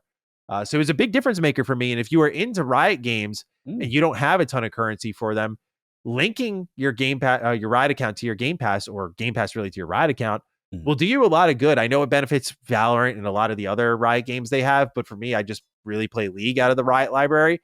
But it is a big difference maker, especially because I don't want to spend money on League. I refuse to spend money on League. Tencent fucking owns them 100%. Like, I'm good. Especially now that Riot Forge is shut down, their kind of single player offering offshoot company, which is such a shame because they were making really great games. It's like, all right, I'm good. Like, I don't want to spend money on this, but this is a way I can kind of get my licks in without bending the morals too hard here. Yes. So Game Pass pick of the week goes to Riot/League of Legends. I don't know. I thought it was a fun one, thought it was a different one, and just wanted to share some mobile love with the audience out there. It looks cool. I've never played it. I'm looking at the champions right now. They got Wukong. Oh yeah. I'm like, yo, they got Black Myth Wukong. He up in there just chilling. I'm like, hey, yo, and it looked like a great representation of him. I will say, as a major Smite fan, I mean, you see how League kind of leads the charge. Like, they will make a champ. Like, their champ design is sick. Yes. I'm not saying they haven't had their moments or they've been caught like clearly copying homework, but like most MOBA creators are kind of looking over, like, oh, what are you doing? Okay. What League doing? Okay. Yeah. Like, all of them are like, oh, you have this character that's like this character over here. And there are a lot of League mirrors of like, oh, that's basically this from League.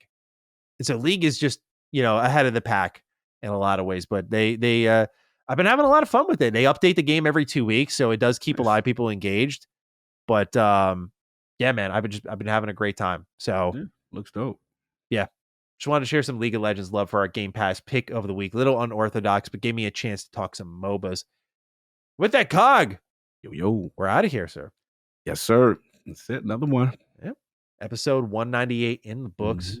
I'm feeling for a hashtag. I don't got one jumping to the brain because it's unfortunate. We're in this pocket where like people have probably already heard the Xbox partner preview segment. They're like, well, it's obviously got to be this. It's probably DD partner, something like that. Yeah, because it's definitely the one that I'll definitely give my thoughts on the following week. But you can go partners. Say what's up to the partners, the genes. No, you know what we got to do. You're missing. You're missing. We should do DD milk carton. We should do DD milk carton. Milk carton. I'm down. Whatever you want to do, I'm down. I want to do that.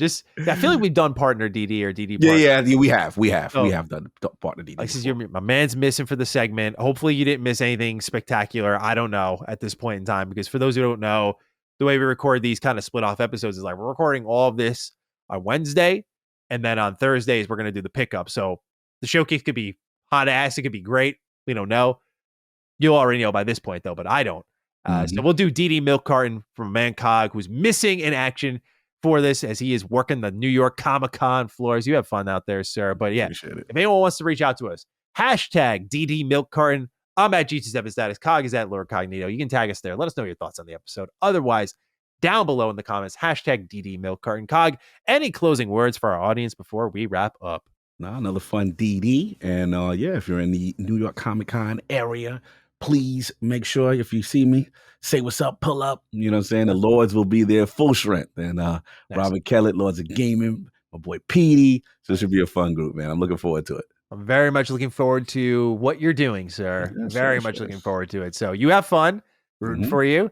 And I think it'll be a great time. Can't wait to see more. But until then, ladies and gentlemen, thank you for listening to episode 198 of Defining Duke and Xbox Podcast. And we will be back next week for episode 199. Peace. Defining Duke, an Xbox podcast, is a product and trademark of Last Stand Media and Collins Last Stand LLC, and is recorded from the United States of America. The show is conceived by Matthew Mr. Matty Plays Schroeder and me, Colin Moriarty, and is written and produced by Matthew Schroeder. Matty's co-host is Barry Lord Cognito Eversley. Defining Duke's executive producer is Dustin Furman, and the show is edited by associate producer Ben Smith. All of Last Stand's theme music is by Ramon Narvaez. As you know, all of Last Stand Media's shows, including Defining Duke, are fan-funded on Patreon at patreon.com/laststandmedia. The following names are at the producer support level on Patreon, and we're thankful for your kindness and generosity.